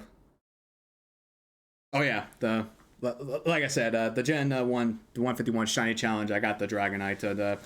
But yeah, another fact. I was in the Gen 2 one, and I got the Shiny Tyranitar for that one. Shiny T-Tar is nice. Yeah, Like that. I love the purple belly. So good. Yeah, I have I'm formally called the pseudo collector for the series. Whenever they decide to pick it back up. No, you're not. You're formally called Game Boy SP pokeNERDS. Poké Network. That's what you're formally called. Excuse me. Okay, I'll change my statement. I'm dubbed the pseudo collector because I got the Dragonite and the Tyranitar. Oh my gosh. Oh my god. That's so funny. You're literally the first person over the past 4.5 years to call me Game Boy SP fucking network. Oh my god, that's gonna be a thing. That's probably gonna be a thing now. Just put your face on a Game Boy SP and we got it. It's easy money. Put my sunglasses on a Game Boy SP. I wish I kept one of those things back in the day. I wish I kept one. Oh man. All right, well, like we were talking about earlier, there wasn't much Pokemon news as of late because there really isn't any, to be brutally honest. I haven't even checked because there's nothing really circling around. Yeah, nothing's really moving right now. And I think that's a good thing, to be honest. I mean, I don't, I want to hear about it, but I also don't. Like, I want them to just make sure they're doing a good job and taking care of the games and stuff like that. Because that was like the biggest gripe I think a lot of people had was just making the games good. Like, make them solid. Yeah, I hear you there. We got another hydrate. Oh yeah. All right, so this is the final talking point of the show, and it's future plans and goals. So are there any future plans that you got in store for the Twitch community you're willing to spill the beans about? But if you're not, just give us some goals that you wish to achieve within the next few years or so. Yeah. So basically, I just like enjoy, really it's not really anything super goal related. Like I'm more interested on getting into some hunting that I haven't done, of course. Like that's kind of what's already started with the full odds hunting, but participating next year in like Fossil Week and Safari Week and all that. Like I've never done that yet, so that's kind of like a future goal that I'm working on the games to set that up in.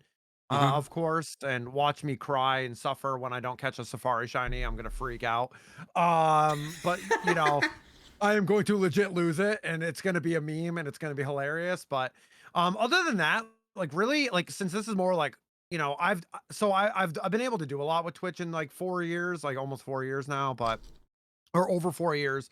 I'm kind of just doing kind of whatever I feel like right now. Like obviously I mentioned a little bit earlier, like Marvel Rivals is coming out and I'm going to be playing that, but also doing Pokemon and stuff like that. So there there's a lot of stuff that I'm doing, and I'm just kind of keep going on stuff that I haven't done yet, or like future hunts that I planned, like the Rayquaza. I already mentioned like the Bulbasaur is starting this week coming up, and then the Magikarp, and then from there I have to set up like the Soul Silver that I had for Lugia ready. I still haven't done that yet. I want to do like a Lugia and then Roaming Entei and the Heart Gold. That's why I did the starter for Totodile there. Like just wanted to get a starter shiny, might as well while we're resetting. Like I was like, oh, might as well do it. So I got a lot of different like hunts that I want to do, and I think that's a just kind of like where my goals are at right now. It's not so much like a Twitch goal, it's more of like a content goal in a way. Just because like right now I'm kind of just I'm just kind of chilling and just doing more community stuff when I can and whatnot, and just do what I can. Yeah, I hear ya. But look, as long as any of your hunts don't get to where I got for Darkrai, we're good. Do you know? Dude, that was crazy. You Crazy. know about my Darkrai, don't you? Yeah, it's super over odds. Yeah, it was like so crazy. Yeah, 20,118 resets. Dude, my community would beg for that. They would beg for a hunt like that just because they want to see me suffer. Dude, straight up, they would be like, dude, they're gonna watch us back and they're just gonna be like, yeah, I wonder if he mentions us getting like making him want to suffer, like stealing my shiny luck, not wanting me to get a shiny under odds because I'm so lucky. And I mean that's fair. I deserve an over odds, and I'm not saying I don't. Like I definitely thought maybe the Heart Gold was gonna do it to me, but it was nice to me. Maybe Leaf Green, we'll see.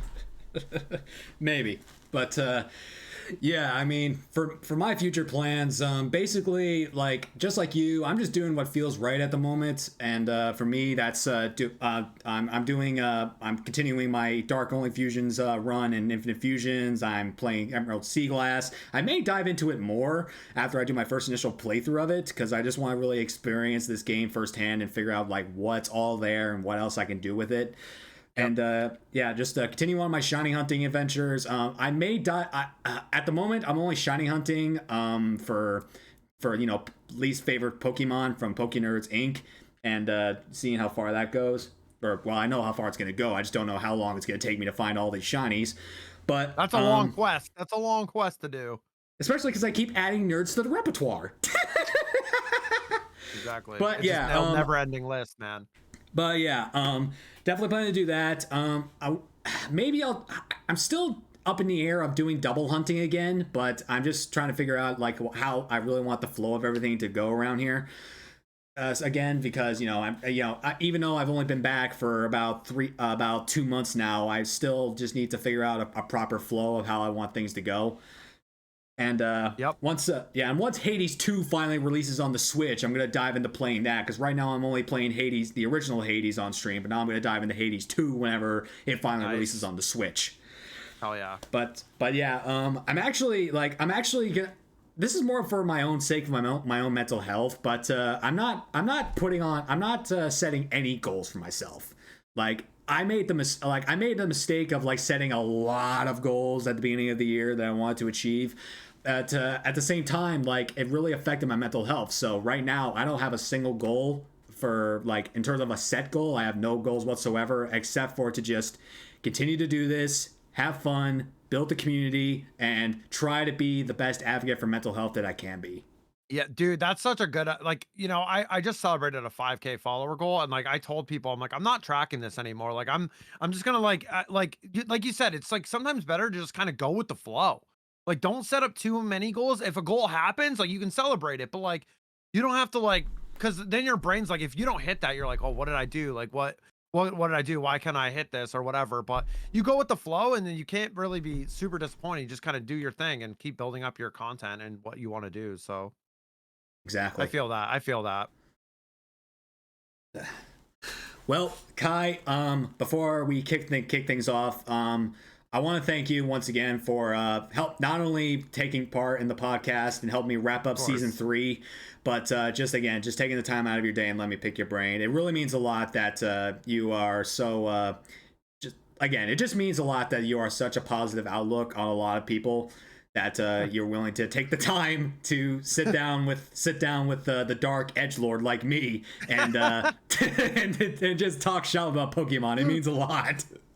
Yeah, no, yeah, of course. Thanks for having me. It was awesome. It's always a good opportunity and fun to come on to these kind of things. And I was, I'm really happy that I was able to do it. And of course, I'm glad we got to meet throughout, getting rated and whatnot. And that was cool. And then obviously having mutuals and stuff was always a cool thing. So our paths would have crossed anyway at some point, I'm sure. But it just happened when you ended up rating me that time. So.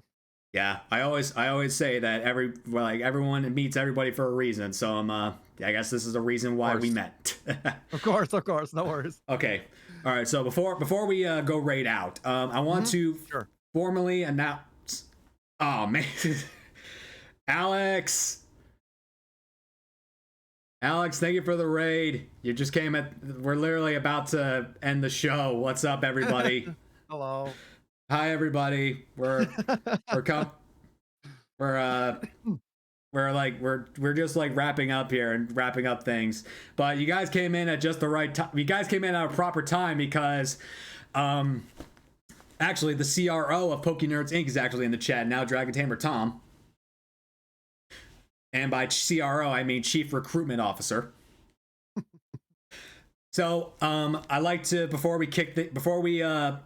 anything else happens, I like to formally announce that pokeNERDS Inc. is coming back once again next year for season 4, if all goes as planned, January 11th. So, if I can get the guests I want lined up for this show, it's gonna be blockbuster. And then yeah, that's gonna be exciting. And then this is a little insight for you too. On the 12th, the plan is to do a 2-year anniversary. Kai, I'm trying to be serious here. Oops. Kai.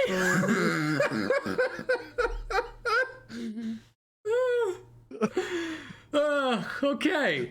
It looks good written out like that, by the way. It looks pretty cool. It kind of does. It kind of does. You're welcome. Okay. If all goes as planned, I'm going to be doing a 2-year anniversary special on January the 12th, and if you want to partake, you are cordially invited to do so. I'm still working. Yes, to you and to all past pokeNERDS Inc. guests. So, word. Like I'm still working out the details, but if we can make it work, I want to bring as many pokeNERDS Inc. guests back for a reunion special, and see how far that will go. So that'd be funny. But yeah, you guys heard it first. pokeNERDS Inc. coming back January 11th with a 2-year anniversary special coming back to you on January the 12th. But it's now your turn. Okay. My turn for what? The rule of thumb is the guest chooses the raid. So who do you want to raid into today? Let's see. Who do you? We have a mutual person that we know. We could raid Dante. Oh, Dante? Yes, Dante. This guy. You know Dante. Yeah, of course I know Dante. So I think that's a good idea. I think he's playing Sea of Thieves right now, but I think that's a cool idea. He's also doing like a shiny full out dex thing that he's doing, and I'm gonna get Bulbasaur before him. Just don't tell him. Yeah, it doesn't matter. Yeah, it doesn't matter. It doesn't matter what they're doing. We'll raid into them. Cool. Sounds great. Get to bring that love over there. Thank you so much again for having me. It was super awesome. And I'm looking forward to seeing the season 4 too, of course. Oh yeah, And definitely. I have to watch back the other ones too from season 3 because there are some people that I do recognize quite a bit. So Yeah, I mean, I have all, and guys, remember, every single episode of PokeNERDS Inc. is on my YouTube channel. If you know where my YouTube is, go there. Yep, there's my YouTube. All right, so if you are subbed to the Poke Network channel, you can copy this raid message. If you are not subbed to the Poke Network channel, you can use this raid message.